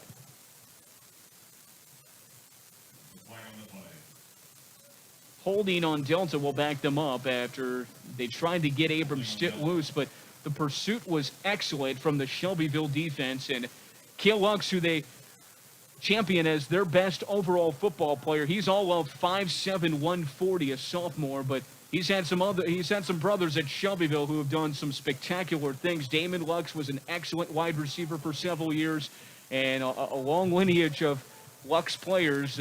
Just a sophomore, they're excited for his future. So after the holding penalty, it'll be 2nd and 13, backed up to their 25. Play fake, Hunt down the field, has Carson New loose and overthrew him at the 35. Hunt had to walk away from the play because he knew as soon as he released it, it was just a bit too much juice. Now a 3rd and 18 for Delta. Great route run by New there. It was wide open. Carson New had 2 receptions and a touchdown a week ago against Eastbrook. He's listed as the 4th wide receiver on the depth chart. 3rd and 18, Hunt is under center as we have a flag again, and this one is going to be a false start on Delta.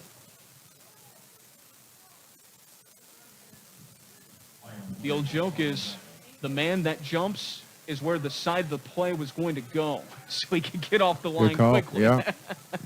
Well, that must have been going right then. Yeah. So now 5 yards further back, it's a 3rd and 23 at their own 22. Hunt with 2 wide to the left, a wing back left, and takes the snap. Here's the misdirection right, and Abrams stits loose to the 30, 35-40, down the sideline, a first down to the 45 at midfield, dragged down at the 49, and more yardage after. A horse collar on the tackle as well to stop Abrams' stitch after a big gain of 28 yards.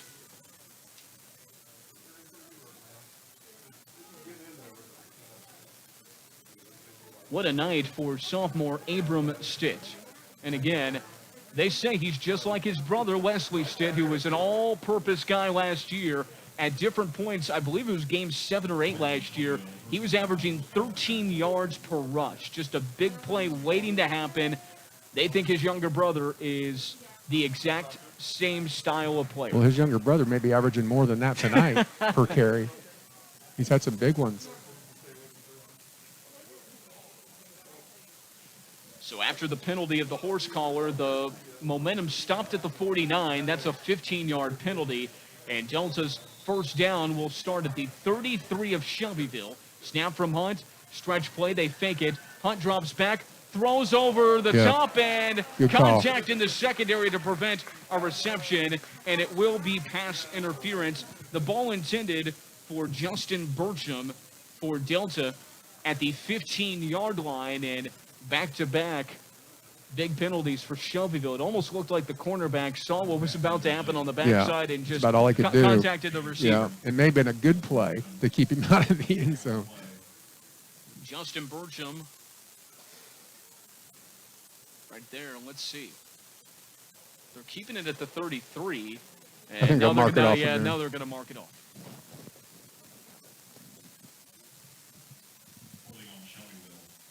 And they'll just call it a holding, not pass interference, at the 23-yard line is where this will be set up for a 1st and 10.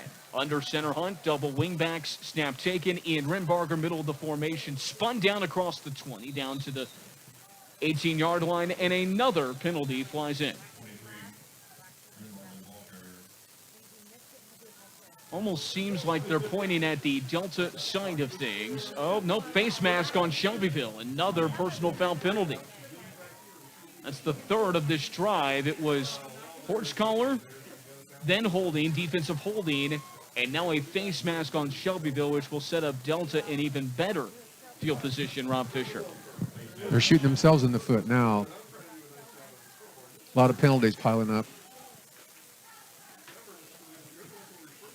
Since they're inside the 20, just a half the distance to the goal situation, as the chains will not matter in this situation. It's 1st and goal for Delta. Oh, nope, they're backing them up because they got to mark it off, maybe. Shelbyville's had 4 penalties this half, and 3 of them have been on this drive. And as a head coach, those are some of the things you look at. You look at turnovers and penalties, and those are the absolutely fixable things.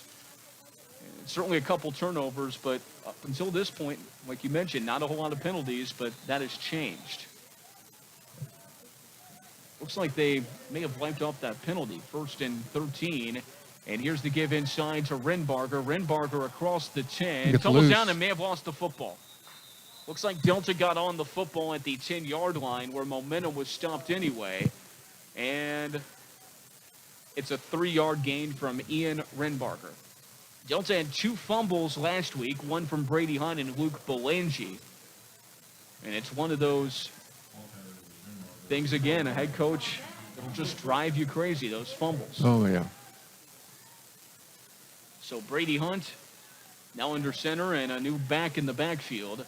Hunt takes the snap, gives left-hand side and up the middle, tumbling into the end zone is Delta's Jaslyn Caldwell. He gets to the end zone, and Delta now leads 54-0. 3:33 left here in the first half.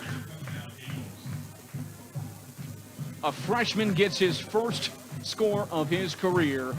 And when you have the situation that you have right now, up 54-0, you can get a lot of different players involved, and that's what you saw there. Absolutely. That's a great run. Another fake handoff misdirection, and strong run. Caldwell took it right up the middle. Zion Griffiths for the extra point. The snap down from the lefty. The kick is good, and Delta leads 55-0. 3:33 left here in the first half. We'll take a break with them here on Muncie Sports Station. Gaddis Chrysler Dodge Jeep and Ram of Muncie is your new and used vehicle dealer in Muncie. Drive the stylish and roomy 2020 Jeep Grand Cherokee Altitude with 4-wheel drive. The 2020 Ram 2500 Laramie Crew Cab has a 6.7-liter i6 engine to get the job done. And the customizable 2020 Ram 1500 and Ram 2500 for any size workload. Gaddis Chrysler Dodge Jeep and Ram is on the corner of Centennial and Wheeling in Muncie. And browse the entire inventory at BillGaddisChrysler.com. Georgetown takes pride in supporting Delaware County student athletes. Call today for any help, plumbing or septic and sewer system issues. 744-7950. Call the best, flush the rest. It's Reed's Plumbing in Georgetown. Delta has put this one out of hand, 55-0. They lead. 3:33 left here in the first half as Zion Griffiths will be the man to kick it away. Lefty for Delta in their home dark blue uniforms. Kicks off. It's secured by Alex Macaria, and just before he gets to the 25, he's surrounded upon it, the 23-yard line, and Shelbyville with the first half clock running down will have another offensive opportunity. They got a miscue on a punt return, but fumbled their own there, and that was their best position of the day. They need a strong, long drive here to end the half. Yeah, they do. Their defense has to be on the borderline of exhaustion. They've been out on the field the entire half. And that's what it gets down to as well, and you hit it right there. You know, as much as the offensive inefficiency to string drives together, when you're constantly putting your defense out there and they're quick 3-and-outs, they're put at a disadvantage because Absolutely. They're gassed. Oh, yeah. Absolutely gassed. Here's Kayla Lux, who will now be the direct snap quarterback, and he just brings it back to the original line of scrimmage at the 25-yard line. Again, their best football player and a young man, they just want to find any way to get him the football in space. And this is a different type of approach here. Here's the snap and give. This is Lux again, and again, nothing doing. Delta's pursuit has been very sound in this game. In the backfield was Hunter Wallace. So was Evan Conley. Very short gain for K-Lux. They just can't create any running lanes at all for their backs. Pickett's done a great job of kind of doing a lot of stuff on his own, but the offensive line of Shelbyville is really struggling. Now a 3rd and 10 at their own 24 is the entire Shelbyville offensive unit looking to that far sideline as we enter the second half. A running clock situation will occur. 3rd and 10 at their own 24, taking their time with 4 seconds on the play clock. They're waiting for their coach to take a timeout, and he does so with 2:11 left in the first half, 55-0. Delta and a break. For a moment, the full meal deal is available at Mancino's in Muncie. Your favorite pizza or grinder finished off with a visit next door to the sweet shop. Come in or pick up if you're on the go. Mancino's in Muncie on Bethel Avenue, a passionate supporter of high school sports in our community. This Delta defense, we mentioned the experience, and it goes unsaid with understanding that of their 11 starters, 3 of them, only 3 are underclassmen. Only 3 are not seniors. That's a coach's dream. You know, all those kids, 23 seniors that have come through this program, and they know the ropes. They've been through it all. They know what's expected of them. A like I said in the pregame, I think all the ingredients are there for them to have a fantastic season. Well, and you've got guys like Logan Drown, who is a senior, has started since he was a freshman, has played 4 different positions, now at inside linebacker. And Coach Overholt told us that he almost played back and forth against me. We played chess against one another in practice. I mean, that's the type of experience that you have. Here's the outside run for Pickett. Not much doing. Back to the original line of scrimmage at the 25, and we'll get that clock running. But, you know, a guy that can play 4 different positions, it's an example. You've got a Division I caliber athlete in Riley Wood, and Evan Connolly is just so solid as a senior. He's been a 3-year starter at defensive tackle. And you focus so much on what you lost. Wesley Stick, Cameron Levers on the offensive side. You had some turnover, but you do every year, and yet somehow, some way, Delta replaces it, and you're like, man, they're experienced again. Yep, that's the culture of it. You know, they just keep developing players.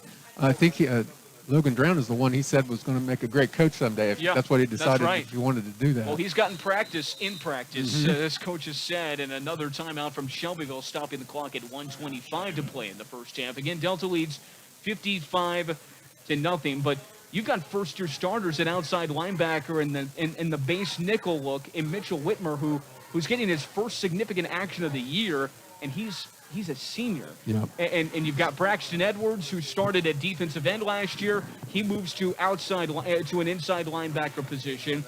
You move 2 safeties who you expect to be big-time playmakers offensively, in Belangi and Edgerton. They're your deep safeties. It's incredible every single year what this program does. And what you mentioned about senior finally getting his opportunity, and again, that goes back to the culture. You know, you've got to pay your dues. You wait your chance, and now this is your opportunity as a senior, and you go after it. And I thought he had a great, Coach Overholt had a great explanation of it all. It just goes back to youth leagues. It goes back to retaining players. And he talked about the attrition. If you lose 3 players each year, leading from, you know, the end of elementary school when you have youth football to the time they're in high school, you can be in trouble. But they just have a lot of great retention. Absolutely. Here at Delta, all the way starting in elementary school. That's how early it starts. Here's a punt from Eddie Carrazales. This time, Trevor Edgerton's going to back off of it, and the ball will be stopped at the 42-yard line of their own for Delta. I imagine a few runs here, and we will be headed to the halftime break.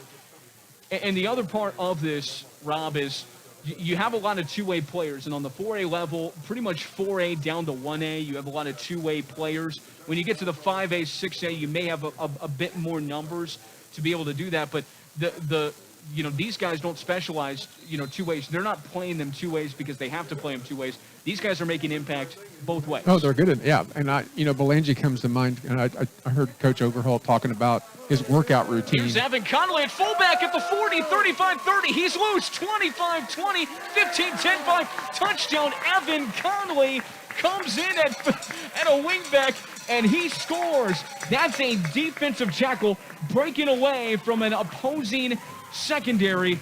Evan Connolly, it's 61-0 Delta. Wow. The big fella rumbling and bumbling down the field. That is unbelievably impressive. 58 yards for Evan Connolly. Wow. Connolly 6'1", 215, and he outran an opposing Hoosier Heritage Conference secondary. That's speed. And so here's Zion Griffiths for the extra point with 1:07 left in the first half, and the extra point is through. Griffiths has connected on all but one of his point after touchdowns, and we'll keep it here with 1:07 left in the first half. Goodness gracious, sometimes you can get the big boys in those situations, and that was impressive. That's usually this is when you usually see him waving flapping the towel in his face to make sure he gets enough oxygen on the sideline.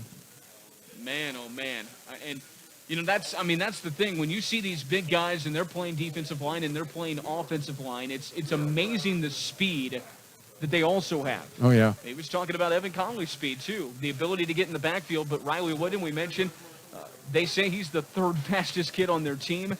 These guys are playing in the trenches. How about Conley on senior night? Being able to have that memory. That was crazy. Yeah, they got to love that. There is absolutely no doubt whatsoever on that one. Zion Griffiths to kick off in middle of the formation. Skips into the hands of Kayla Lux. At the 10, he picks it up the 20. Middle of the field, near the 25. Slammed down a yard short at the 24-yard line.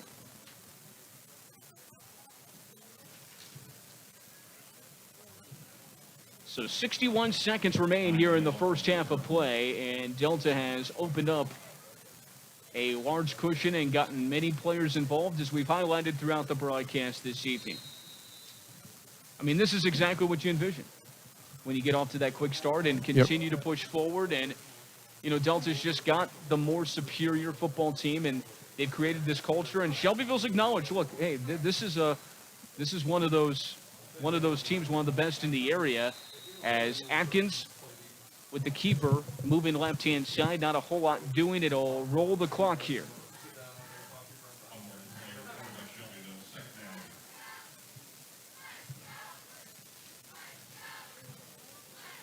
Maybe one more play, and we should be headed to the halftime break. It is Colton Atkins in the shotgun with Skylar Pickett to his right-hand side. Snap taken on second down. Here's Pickett left-hand side, trying the edge, and nothing there, as Carson knew was the finisher at the end, but there was an outside linebacker in there. Logan Drown got the initial pop on Shelbyville, and that may end the first half of play, and it appears that will be the case. At halftime, Delta leads 62-0 over the Shelbyville Golden Bears on senior night, their first Hoosier Heritage Conference matchup. We head to the Mancinos of nope, we are headed to halftime. We head to the Mancinos of Muncie halftime show right after this. This is Muncie Sports Station.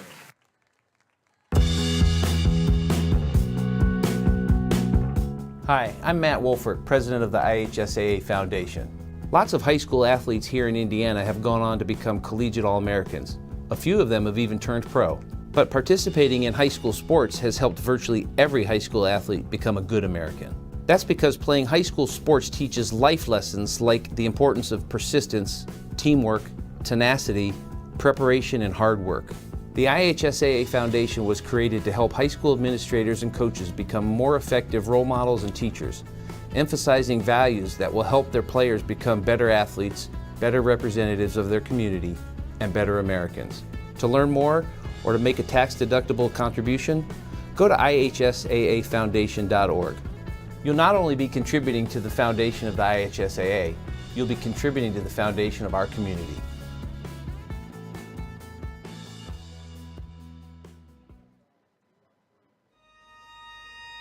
The legacy I want to leave behind is a better world. My father was in the Army, my grandfather was in Vietnam, my uncle was in Vietnam. It's just in my blood. It's amazing. It's a beautiful thing once you look at it and see the bigger picture of it all. I just feel like we don't have enough people who want to step up and lead anymore. That's how I try to live my everyday life. I try to just help young people. That's our future. And so if we can build them up at a young age, it's their world at that point. I just want this world to be better than what I came into. The legacy I want to leave is just to build young people and to make them stronger, mentally and physically. I'm Private Christian Sufront. I'm a 92 Yankee Unit Supply Specialist with the Tennessee National Guard.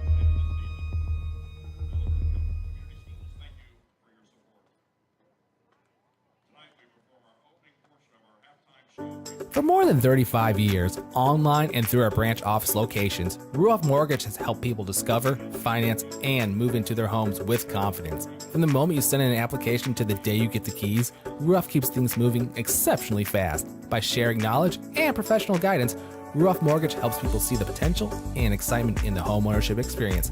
Visit one of our convenient branch locations or get started online at ruoff.com.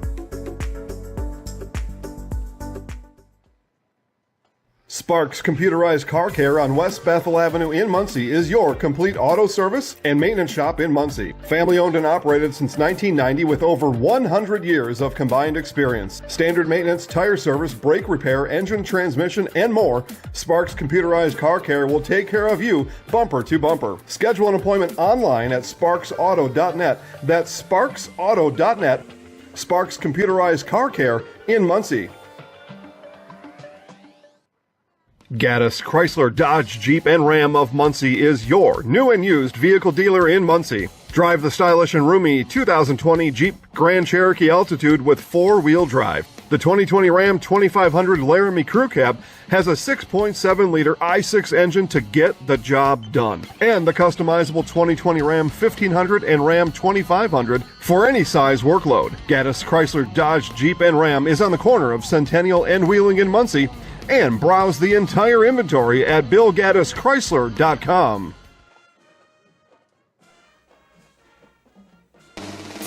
I got a hunger burning inside me, satisfied by just one thing.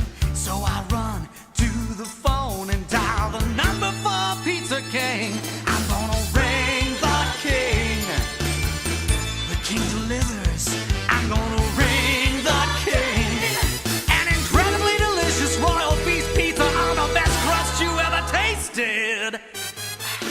Ring the king. Pizza King.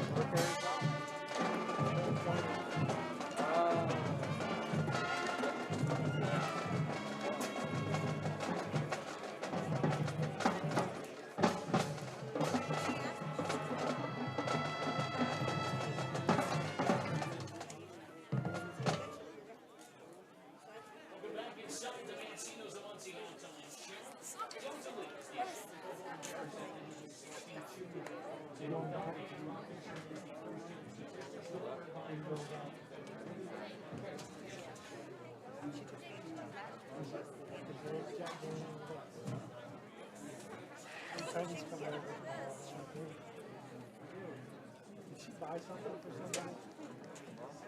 Yeah? That's what she said. I thought I heard her telling Riley.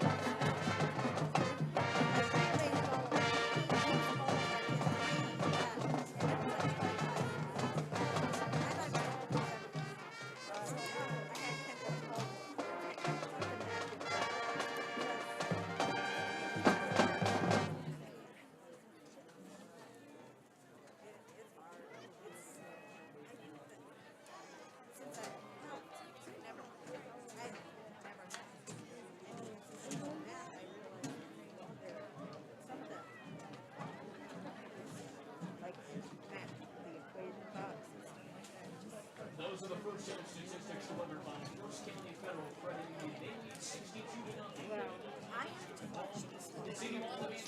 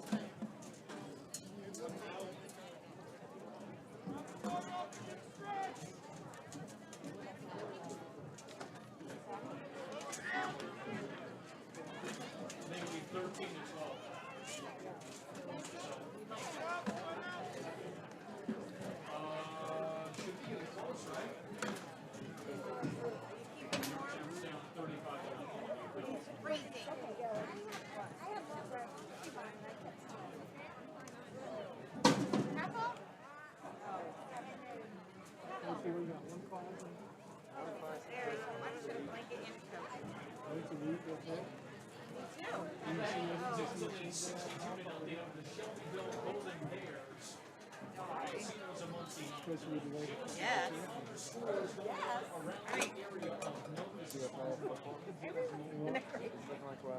I mean, think about it. Yes.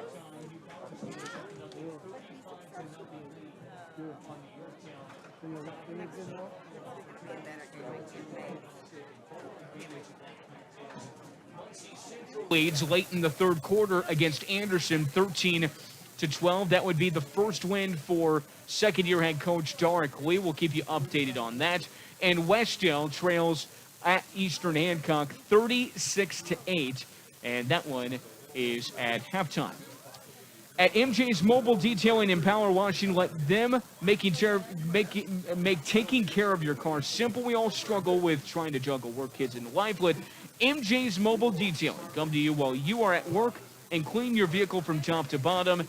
MJ's Mobile Detailing is a proud supporter of all Delaware County high school sports. When we return the second half from Delta High School, they lead 62-0 over the Shelbyville Golden Bears. That's next. This is Muncie Sports Station. Hey, whenever you need your car fixed, go to Jones Auto Body. That's the choice you need to make. Their experience and expertise will help you diagnose what is going on with your car. They'll get the problem fixed and you back on the road again. If your car is looking a little rough, they'll fix paint chip, collision repair, dents, alignment, Jones Auto Body can help you visit them off Memorial Avenue or give J.R. Fannin and his staff a call at 284-2593 to get started. Jones Auto Body.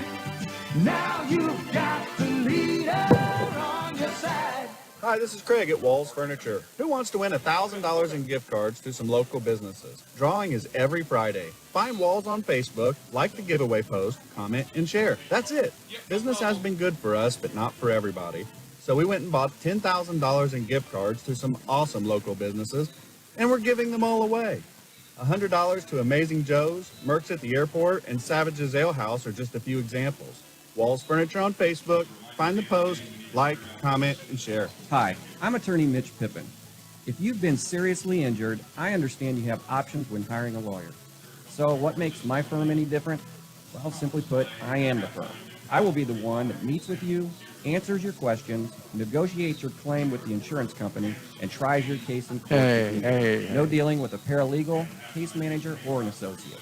That way, I know your case inside and out. To learn more, call me at 282-0282 or visit me at mitchpippinlaw.com. In 1930, H.J. Lehman opened his heating and electric business in downtown Muncie. Now 85 years later, Lehman's Inc. provides that same quality service and installation for heating and air conditioning systems. If you're in need of service for your existing system, a trained Lehman's technician will diagnose the problem and provide a proposal for repairs. If you're looking to replace your current home comfort system, Lehman's is a trained comfort specialist for this area. It's hard to stop a train. Call for an appointment to receive a free appraisal. Lehman's also offers financing for your new system. We're Lehman's, we're here for you. Do you need to restart and refocus? Come to the Y and focus on you. They offer a variety of programs for all ages and abilities in a safe, clean, and engaging environment. They'll serve you in person at the membership branches or virtually in the comfort of your own home. They remove barriers to joining through the Access for All program. Learn more today. Visit online MuncieYMCA.org or through social media at YMCA of Muncie. The Y, for a better us. Quality work since 1906. Sheriff Goslin Roofing. Hi, this is Pete Dahl with Sheriff Goslin Roofing. Sheriff Goslin has been serving East Central Indiana for generations. As always, we offer financing for those who qualify. So if you need Sheriff Goslin Roofing, remember to call Pete Dahl, y'all. Quality work since 1906. Sheriff Goslin Roofing. WorryFreeRoof.com. You're listening to Delaware County High School football on Muncie's Sports Station. Thanks for listening to the Mancino's of Muncie halftime show. The full meal deal is available at Mancino's in Muncie. Your favorite pizza or grinder finished off with a visit next door to the sweet shop. Come in or pick up if you're on the go. Mancino's in Muncie on Bethel Avenue, a passionate supporter of high school sports in our community. Delta leads 62-0 as we approach the start of the third quarter. First Hoosier Heritage Conference matchup against the Shelbyville Golden Bears. And Rob, we've mentioned this several times. They're winning every phase of this football game so far. Absolutely. And I think, Coach Overholt going into this half, definitely wants to see it stay clean. Let's don't get sloppy. I would assume that even more players that normally don't get a lot of action will get to play a little bit here in the second half. So even more so, let's keep it clean.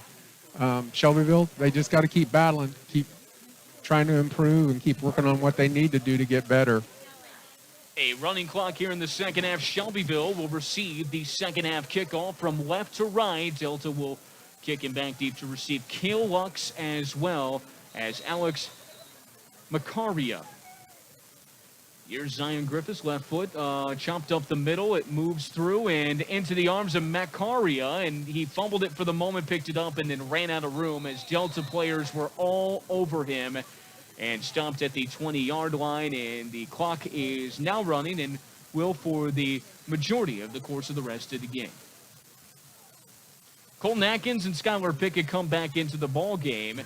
This year, Shelbyville was averaging 210 yards per game, and last week, just a little over 100 yards. They had a big number in week number 1 against Greensburg, and a lot of that had to do with Jordan Markham, who was their starter and a mobile quarterback. He had 74 yards as they entered the third quarter of play and then out for the season with an injury. Just a tough loss. And not being able to see him play at all, of course, but obviously they are missing him.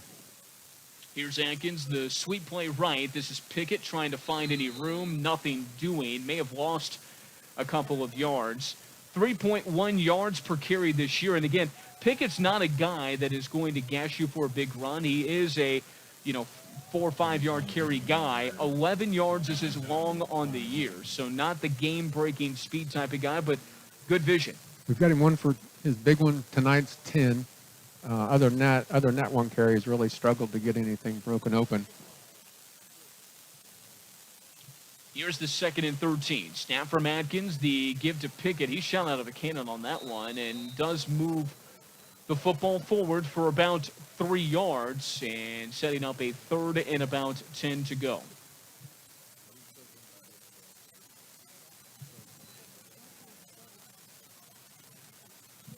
By the end of next week, Shelbyville will reach their yardage total from a year ago, and I imagine here in the next couple weeks will reach their points total from a year ago. And again, those are things that Michael Clevenger, the Shelbyville head coach, did point out in the pregame conversation. He's just all about progress right now. And here's Atkins on 3rd down, a long throw, a great ball and a great catch at midfield.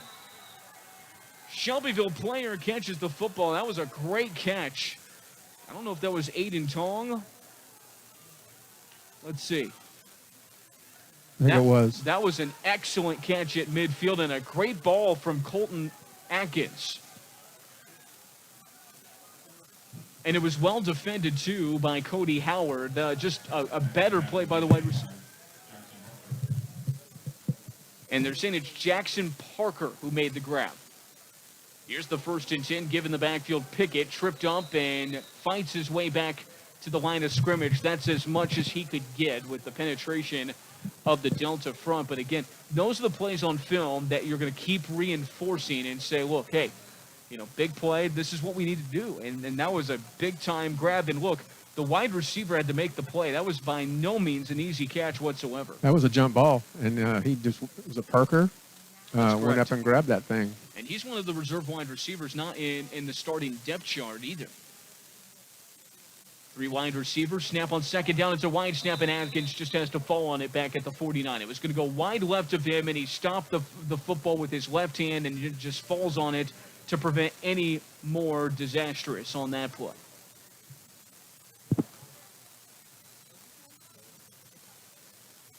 And look, Michael Clevenger has mentioned several times, look, having a new quarterback, a backup on the field, the timing is just not there yet. However, that throw is going to speed up that timing. Here is the 3rd and 14 from their own 49. Atkins takes the low snap play fake. Dump off right. Kayla Lux, far sideline, fighting for extra yardage. The ball was a little behind him. Lux adjusted to make the grab and then run out of bounds near the 47-yard line. And You know, this is a great opportunity for Colton Atkins and Shelbyville to get his rhythm going. Look, running the football, you know, that's the timing. They're doing a lot of that. But the timing to at least have the threat in the passing game, this is valuable experience, even to being down 62-0. A lot of people would ask, okay, what can you accomplish in this realm? Here's the 4th and 10. Atkins, another deep ball, looking far side. That's Parker, and batted incomplete. But for Shelbyville, this might be even more important to get that timing down, Rob. And they may have found a diamond in the rough in that Parker. That was his first catch of the year. The stats that I had, they'd only had 2 receivers that had caught passes all year to this point. So definitely something to work with there, because that kid went up and got that ball. So back in the game is the Delta offense after the turnover on downs. And Brady Hunt in the offense back in, but it will be, it looks like it's Ian Rimbarger. Trevor Edgerton's one of the wide receivers, right? Clock is at 6:46 and counting in the third quarter. Here's the give underneath. Rimbarger swung around and down around midfield for a couple. Delta leads 62-0. 2nd and 8 coming up. Look at a lot of players involved, and it is a running clock here at the end of this contest here in the third. That was the count at halftime, 62-0. It was a big number after the first quarter as well, as Hunt under center on a 2nd and 8. Pitch outside. This is Abram Stitt. Finds a lane, cuts upfield to the 45, 40, gets loose, 35, 30, down the sideline, outraces the defense to the 20, 15, 10-5 touchdown on the near sideline. Again, he looks so much like his older brother. Another touchdown for Delta. Stitt 2nd of the game, 68-0. Delta leads. Stitt has 5 touches, and he's got 127 yards and 2 touchdowns. How about that? Well, they were going to try to get him involved in this game. I think they've done an awfully good job of that so far, and it's just playmakers making playmaker plays in space. An extra point coming from Griffiths. He's been busy today because of all the scores Delta's had in this contest. The snap down, the kick is up, and this one, a bad exchange and wide to the left. No good. 5:20 remains here in the third quarter, and Delta's latest score, a big one from Abram Stitt, 68-0. Delta leads. Tuffy Auto Service isn't going to sell you a bunch of stuff you don't need for your car. Rather, they will educate you and let you make the decision on what's best. Tuffy Auto Service on McGalliard Road, just east of Wheeling Avenue. And the beauty of all of the misdirection and different running plays too, Rob, is knowing when to push the right button on, hey, let's do this pitch to the outside now. Hey, let's get them with the counter. Hey, let's run downhill. Set the defense up the way you want to attack them with the big play that you want. And I think they did a great job of that in getting Abram Stitt involved. Yeah, and then once he got to that second level, he was gone. Great burst of speed. He carries the ball 5 times, but he doesn't mess around. He's got big chunks. 30, 28, and 50. 3 of those carries. Levi Griffiths to kick away. It'll bounce into the arms again. Alex Macaria in the middle of the formation, 25. Swung around at the 29-yard line. Grant Williams makes the stop on special teams for Delta, and for the after scoring plays is the only time where this clock stops in injuries. And so it is back running again. 5 minutes and counting left in the third quarter. Delta 68-0 over the Shelbyville Golden Bears. So Shelbyville back on the field after a relatively big play in the passing game that set them up on the Delta side of the field. Only the second time they've been on the Delta side of the field tonight. 1st and 10 at their own 30. Shotgun, Atkins. Swing play left. This is Pickett across the 30, down around the 32-yard line. A big hit coming from the middle linebacker position. Pickett's getting a workout tonight. That's 23 carries. Oh, he sure is. Yeah, he's worked hard. The volume, he gets a lot of volume. There's no doubt about it. He'll definitely be above 20 carries tonight for the 3rd straight game. Here's Pickett again. They tried the left the first time, now try the right, and just a bit short of the 35, took a big hit as he was stretching the football down to the 35. Another third down play here. Let's see how the Eagles play this. 3rd and 5 to go in this Delta team, looking for the second straight year against this Shelbyville team to pitch a shutout. 4 down lineman on the 3rd and 5. Atkins slaps his hands together, fakes to Pickett, no gives to Pickett, and left-hand side, he takes a lick. Takes a big hit, and coming in a hurry was Delta Eagles' Logan Mainer, and he made his presence felt coming from the secondary. That's called getting smoked. He got hit hard. Logan Mainer had 2 tackles a week ago. It's his first of tonight's game. And punting situation again, Eddie Carrazales coming in for the Shelbyville Golden Bears. And look who's back to receive. It's Abram Stitt standing at his own 38. Get the playmakers some opportunities in the kick return game. High snap reeled in by Carrazales and a high punt. Doesn't look like Stitt's going to have a chance on this one. He'll let it go. It bounces at the 33 and bounces favorably for Delta. At the 35-yard line, they'll take over with 2:33 and counting left in the 3rd quarter once again. Now it's a matter of who they get involved on this drive. We've seen a defensive lineman take one in. We've seen Abram Stitt play make. We've seen a freshman score. They really have gotten just a variety of sources involved in this contest. It's like Caldwell's back out there for this series.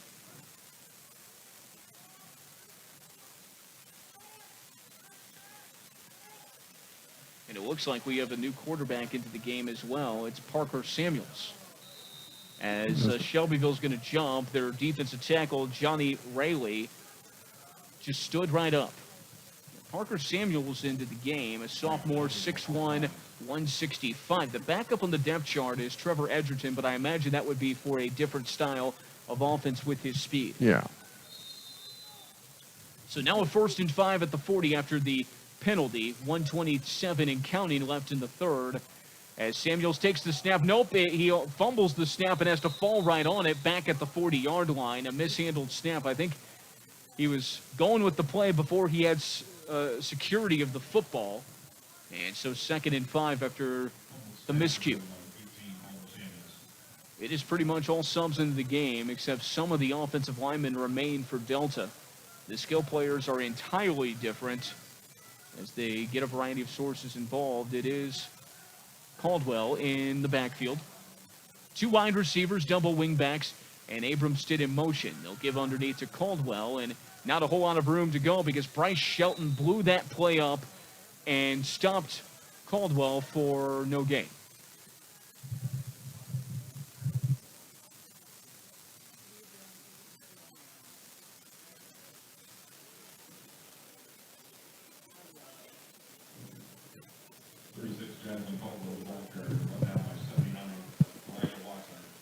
.20 seconds remain in the 3rd quarter, and Delta going slowly. 3rd and 5 at the 40-yard line. As one play will take us to the 4th. Parker Samuels takes the snap. Here's a pitch outside. New ball carrier into the game. It's Quinn Backus. He's at the 45, midfield, across the Shelbyville side of the field to the 46, but this one is coming back. The 2 flags rest at the 39. The clock is expired in the 3rd. But before we go to the 4th quarter, we'll wait on this penalty. And it is on the Delta Eagles. But I believe we will head to the 4th quarter before we run another play. Yes, it is on Delta.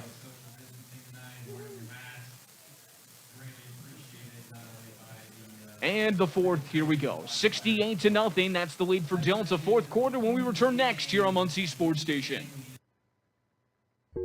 Our promise to find a safe vehicle for your kids, kept. Our promise to find a truck that can tow, kept. Our promise to find a flashy summer fun sports car, kept. At the all-new Grey Hubler Ford, when we make a promise, we keep it. Including our low price promise.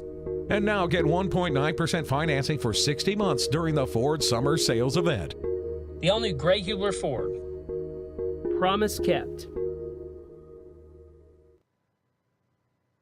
Hi, I'm Matt Wolford, president of the IHSAA Foundation, and we need your help. We need your help so the youth of our community can develop advanced leadership skills. We need your help giving high school administrators and coaches the instruction and insight they need to be better role models and teachers. To learn more or to make a tax-deductible contribution, go to ihsaafoundation.org. You'll not only be contributing to the foundation of the IHSAA, you'll be contributing to the foundation of our community.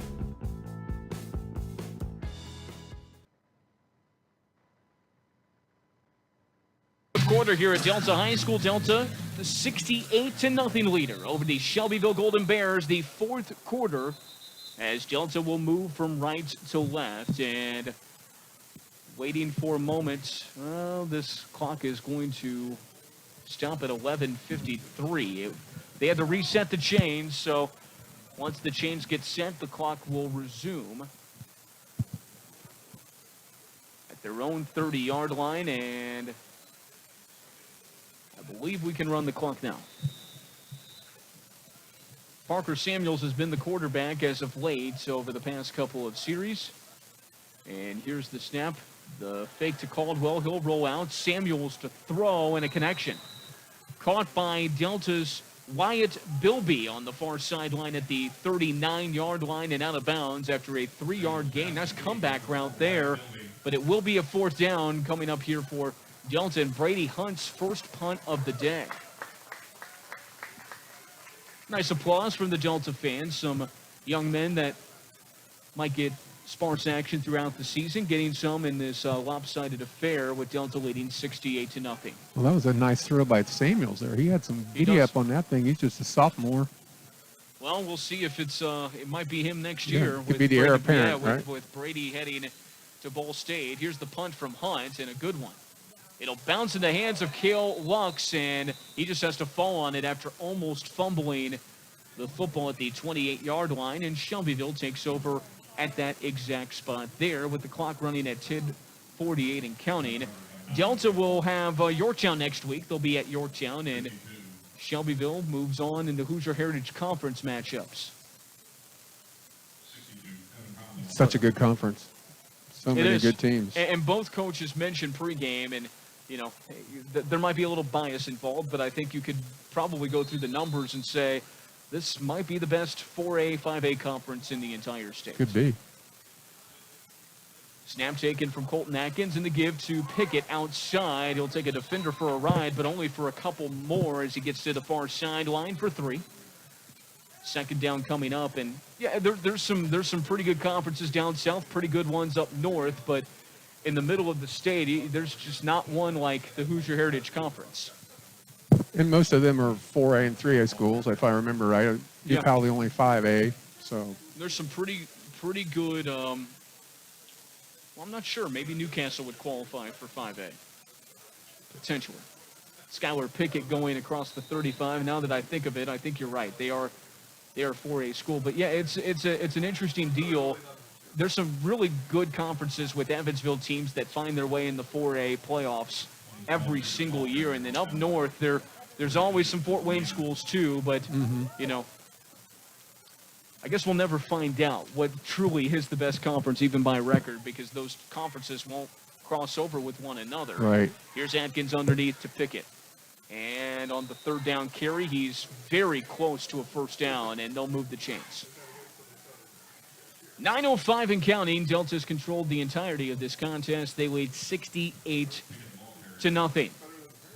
We've seen defensive linemen score. We've seen freshmen score. We've seen just about anything. A sophomore defensive end scoop and score on the defensive end.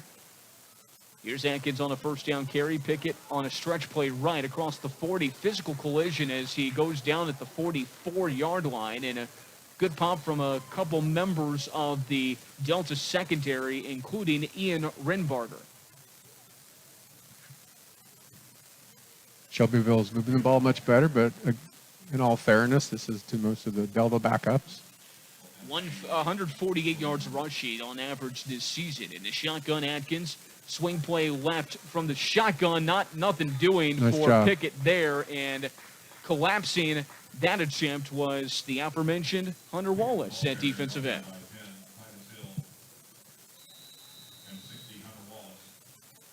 And now we have a timeout from the Shelbyville side with 8:01 to play, 68-0, as Michael Clevenger uses this as a situational opportunity, and there's no doubt about it.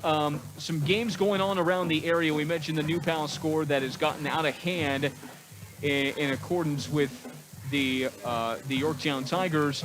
We're tracking this Muncie Central game against Anderson, and right now, Muncie Central has just taken the lead, 21-20, a 67-yard touchdown from Shaka Griffin to jump in front by a point. That is a big one.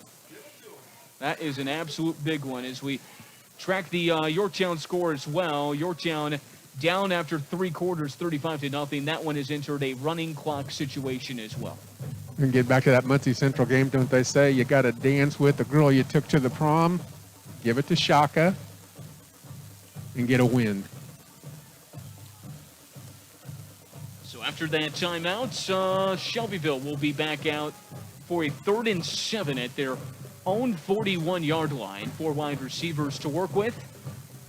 And Colton Atkins in the shotgun. Snap and the throw. Downfield has Lux free, and he can't reel it in. It was a good ball, just a little over the head as Lux had to readjust and just could not eye the football to reel it in. And so Shelbyville will stay on the field, and Eli Chapello is in the game at quarterback, and they may end up punting. Yeah, I think they again.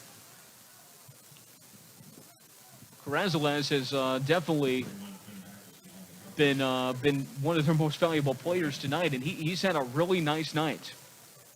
He's going to have to ice that leg down tonight. Yeah, there's no doubt about it. As the clock runs at 7:15 and counting. No players back deep to receive for the Delta Eagles, as another timeout from Shelbyville trying to maybe catch Delta off guard, and hey, you have them to use them, and that's what Absolutely. Shelbyville's doing. Yep. 7:07 to play, and it'll stop the clock right there, 68-0. But yeah, that Muncie Central game, getting Shaka Griffin involved, those big plays, we saw it at the end of the Yorktown game, and it seems tonight volume has gone to Shaka Griffin. And how much time was left in that, Mark? It's like there were 4 minutes left in the Good. game. Okay. And we expected that game to be very competitive. Yep. When you mention it to be a very winnable game for Muncie Central, that's not to say you walk in and get that W.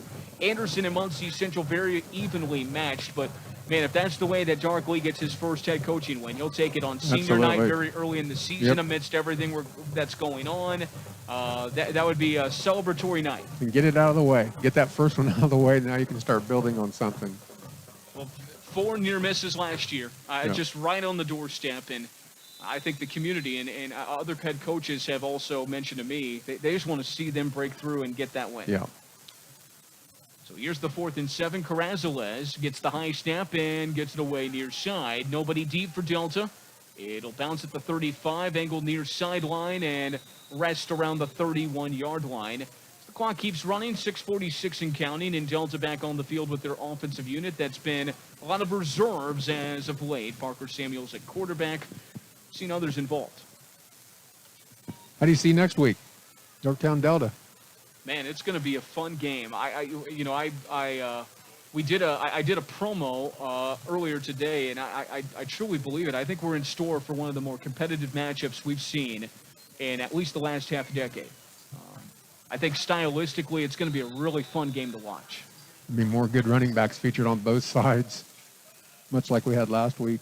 Here's Samuels, the stretch play to Caldwell, gets out of an arm tackle and stretches the football near the 31-yard line, just trying to get back to the line of scrimmage there. But, it's all about, I think it's mostly about the Yorktown defensive unit is going to be the most important part of that game, because if they can limit the big plays and limit those long drives, that directly correlates over to the power run approach for Yorktown. If Yorktown gets down big, they're going to put a lot of pressure on those young quarterbacks to try to make plays. Mm-hmm. So a lot of chess match pieces, and we got a full week to talk about that, man. Samuels again to Caldwell, not much doing. But both coaches have anticipated that matchup too, and it's kind of one of those things where each year you come in with that expectation, rivalry game, anything can happen, and Delta has thoroughly handled those matchups tonight.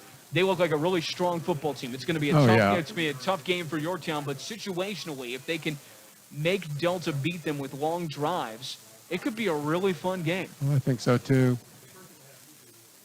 And that was and Yorktown got off to a quick start last year, and then Delta cruised at the end of the game. Under 5 to play. Here's the pitch outside. This is Backus, I believe, and not much doing. Loses about 3. And so now a 4th down play, under 5 to play, as the running clock is in effect. 68-0, that's the Delta lead. And Brady Hunt is going to go back and punt again. He stands at his own 10. I'm anxious to see Delta's defense with Evans in that running game of Yorktown and see what they can do. It's going to be a great barometer for early in the season. It's hard through the first 3 weeks. Right. To really, see yourself, because through the first 3 weeks of our games, it's been lopsided wins. Mm-hmm. And fact of the matter is Delta downs the punt at the 41. Fact of the matter is Yorktown has been better than their first 2 opponents. Right. Muncie Central, they took care of. Anderson, they took care of. And much the same with Delta. And so I think both coaches are very much looking forward to next week's game, because it's going to give them a good sense of where they're at. Yep. And it's no disrespect to the opponents that they've had, but, playing against a similar opponent that has talent like you do on both sides of the football is a really good barometer, win or lose. Right.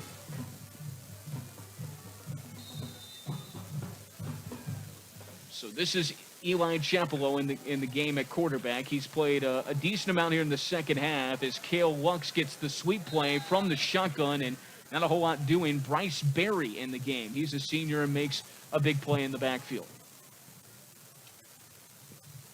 3:10 and counting in this lopsided affair, 68-0. Delta leads, but that's just one of the many games we look forward. The middle of the schedule tends to be some of the most exciting football we see all year long. Mm-hmm. Because once you get close to the tournament, here's Pickett across the 40. You're playing to win. There's no doubt about it. And Delta's end of the year matchup every single year is New Pal, and they want to play well against New Palestine each and every year. But you're also, going 50-50 and saying, do we want to go full out and risk our tournament hopes? Yeah. Because the regular season record matters with a conference title, but at the end of the day, you want to do your damage in the playoffs. Exactly. So here's Eli Chapello, rolling left, throwing left, high throw, in the air, intercepted by Delta. Looked like it was Wyatt Bilby, but we'll wait for the official word. I think it was Wyatt Bilby who got the interception on the far side there. Yeah, Chapello looked like a freshman there. He just kind of threw that one up for grabs. Not a good throw. And we got confirmation it is Wyatt Bilby. He settled under it and actually played, almost boxed out the wide receiver and played a little offense, and the wide receiver was stretching to play some defense. Yep. And so Delta will have the football, and just a couple of plays should put them in a position where this game may be done. As Trevor Edgerton and Javon Whitfield go in the game. Now Whitfield redirects and comes to the near sideline. He wasn't supposed to be in on that formation. He got all excited. I'm going to get a play. As Trevor Edgerton comes into the game, and Delta will nail the football. 1:20 and counting as they wait for the 2 clocks to line up. And a snap and a knee down. 1:12 and counting as Delta, you got to be pretty pleased with this. I know coaches, coaches are going to always have something. We talked about that last week that they want to improve upon, no doubt about it. But from an execution standpoint, you got to feel pretty good about the way you executed pretty much your entire operation. That's 2 weeks now. And when you've got 23 seniors, your expectations are a lot higher, too. But, yeah, Coach Overholt's got to be tickled to death to get off to the start they've gotten off to. 40 seconds remain, and one more snap should do it, and one more knee into the ground of a dominant Delta win. And that should do it. As the two teams on the field give pleasantries to one another, 68-0 will be the final in this contest as Delta goes to 2-0. A very impressive win last week, and another one in a different fashion tonight on senior night on the home opener and the Hoosier Heritage Conference opener. Delta 2-0 at a 68-0 win over the Shelbyville Golden Bears as we head to the Walls Furniture post-game show. That's next here on Muncie Sports Station. For more than 35 years, online and through our branch office locations, Ruoff Mortgage has helped people discover, finance, and move into their homes with confidence. From the moment you send in an application to the day you get the keys, Ruoff keeps things moving exceptionally fast. By sharing knowledge and professional guidance, Ruoff Mortgage helps people see the potential and excitement in the homeownership experience. Visit one of our convenient branch locations or get started online at ruoff.com. Sparks Computerized Car Care on West Bethel Avenue in Muncie is your complete auto service and maintenance shop in Muncie. Family owned and operated since 1990 with over 100 years of combined experience. Standard maintenance, tire service, brake repair, engine, transmission, and more. Sparks Computerized Car Care will take care of you bumper to bumper. Schedule an appointment online at sparksauto.net. That's sparksauto.net. Sparks Computerized Car Care in Muncie. Gaddis Chrysler Dodge Jeep and Ram of Muncie is your new and used vehicle dealer in Muncie. Drive the stylish and roomy 2020 Jeep Grand Cherokee Altitude with 4-wheel drive. The 2020 Ram 2500 Laramie Crew Cab has a 6.7-liter i6 engine to get the job done. And the customizable 2020 Ram 1500 and Ram 2500 for any size workload. Gaddis Chrysler Dodge Jeep and Ram is on the corner of Centennial and Wheeling in Muncie.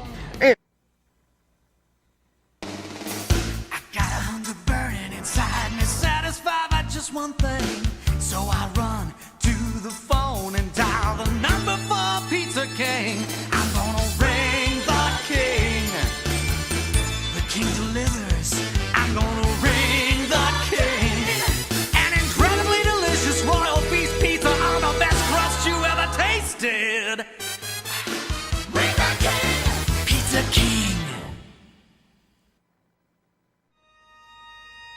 The legacy I want to leave behind is a better world. My father was in the Army, my grandfather was in Vietnam, my uncle was in Vietnam. It's just in my blood. It's amazing. It's a beautiful thing once you look at it and see the bigger picture of it all. I just feel like we don't have enough people who want to step up and lead anymore. That's how I try to live my everyday life. I try to just help young people. That's our future. And so if we can build them up at a young age, it's their world at that point. I just want this world to be better than what I came into. The legacy I want to leave is just to build young people and to make them stronger, mentally and physically. I'm Private Christian Sufront. I'm a 92 Yankee Unit Supply Specialist with the Tennessee National Guard.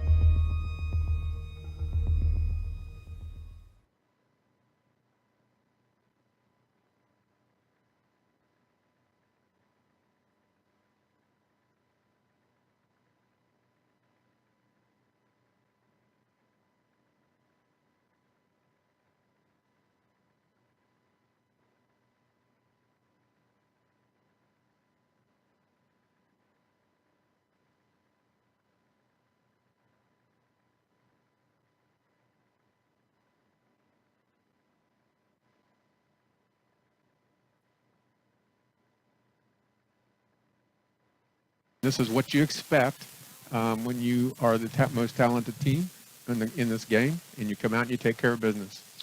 Let's head quickly to our post-game statistics, which are brought to you by First County Federal Credit Union. First for Shelbyville, quarterback Colton Atkins was 5 of 11 for 47 yards. And then freshman Eli Chapello got in at in the fourth quarter. He was 0 for 2 and had 1 interception. On the ground for Shelbyville, Kayla Lux, the sophomore, had 3 carries for just 2 yards. And the workhorse of the Golden Bears, Skylar Pickett, the junior, he had 31 carries for only 51 yards. Taking a look at Delta, quarterback Brady Hunt was 5 of 7 for 86 yards. He threw for 2 touchdowns. Senior Luke Belangi on the ground. He had 21 yards on 2 carries, which both resulted in touchdowns. Sophomore Abram Stitt, 3 carries, 127 yards and 2 touchdowns. Titus Hill had 4 carries for 33 yards and a touchdown. Brady Hunt had 1 carry for 4 yards. Senior Javon Whitfield, he had 7 carries for 72 yards. Ian Renbarger, a good effort. He had 6 carries for 29 yards. Freshman Jaslyn Caldwell, he had 4 carries, 9 yards, 1 touchdown. Big fella Evan Conley, 43 yards and 1 carry. He resulted in a touchdown. Turnover battle. Delta wins that. They just turned it over the one time. Shelbyville had it for 3. Penalties, we had Shelbyville 5 for 45 yards and Delta just 4 penalties on the night for 30 yards. Post-game statistics brought to you by First County Federal Credit Union. A credit union is a member-owned financial cooperative existing for the good of its members. Your deposits are loaned to your neighbors. Together, we strengthen the community. Experience what it's like to be a member. First County FCU, serving Delaware County. We'll take a quick break on the Walls Furniture post-game show as Delta 2-0, 68-0 winners over the Shelbyville Golden Bears. We're back after this.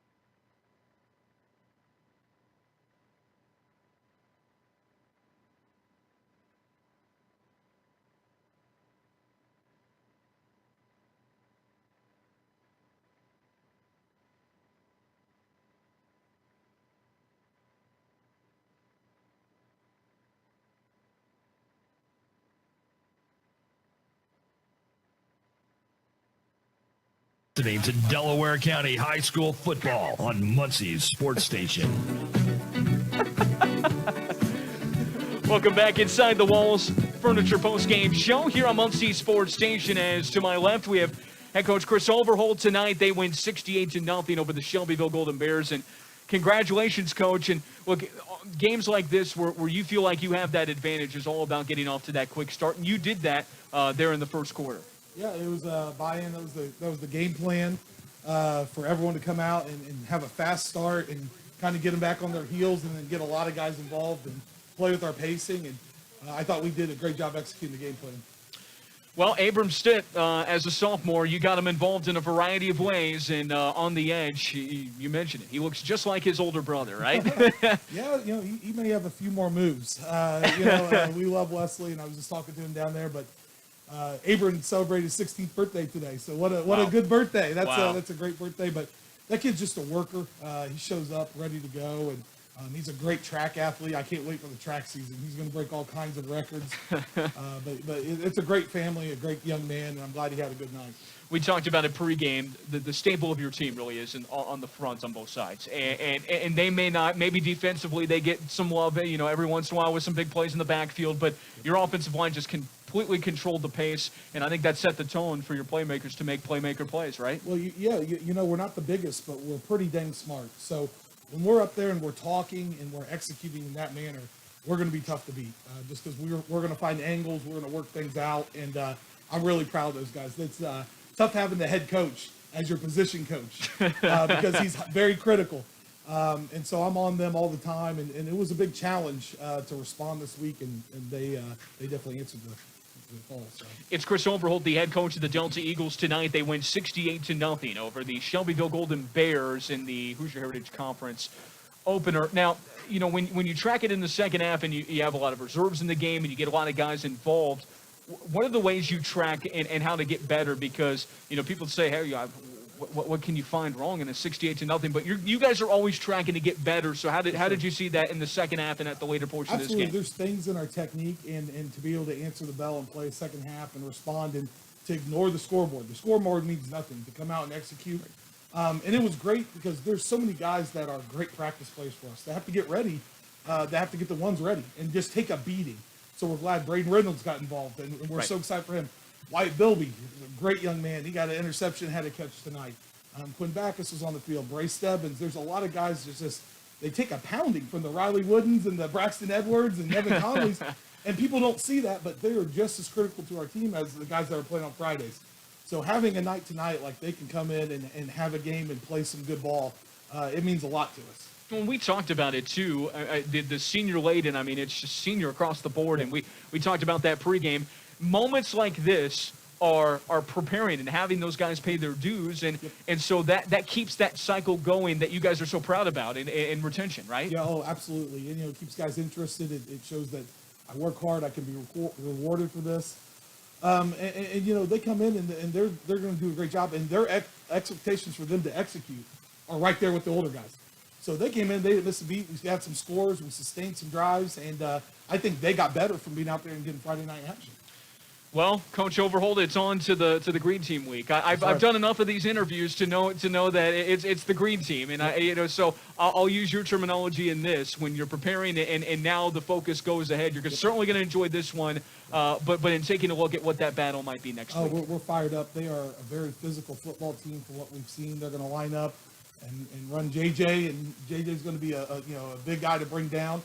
But we're excited.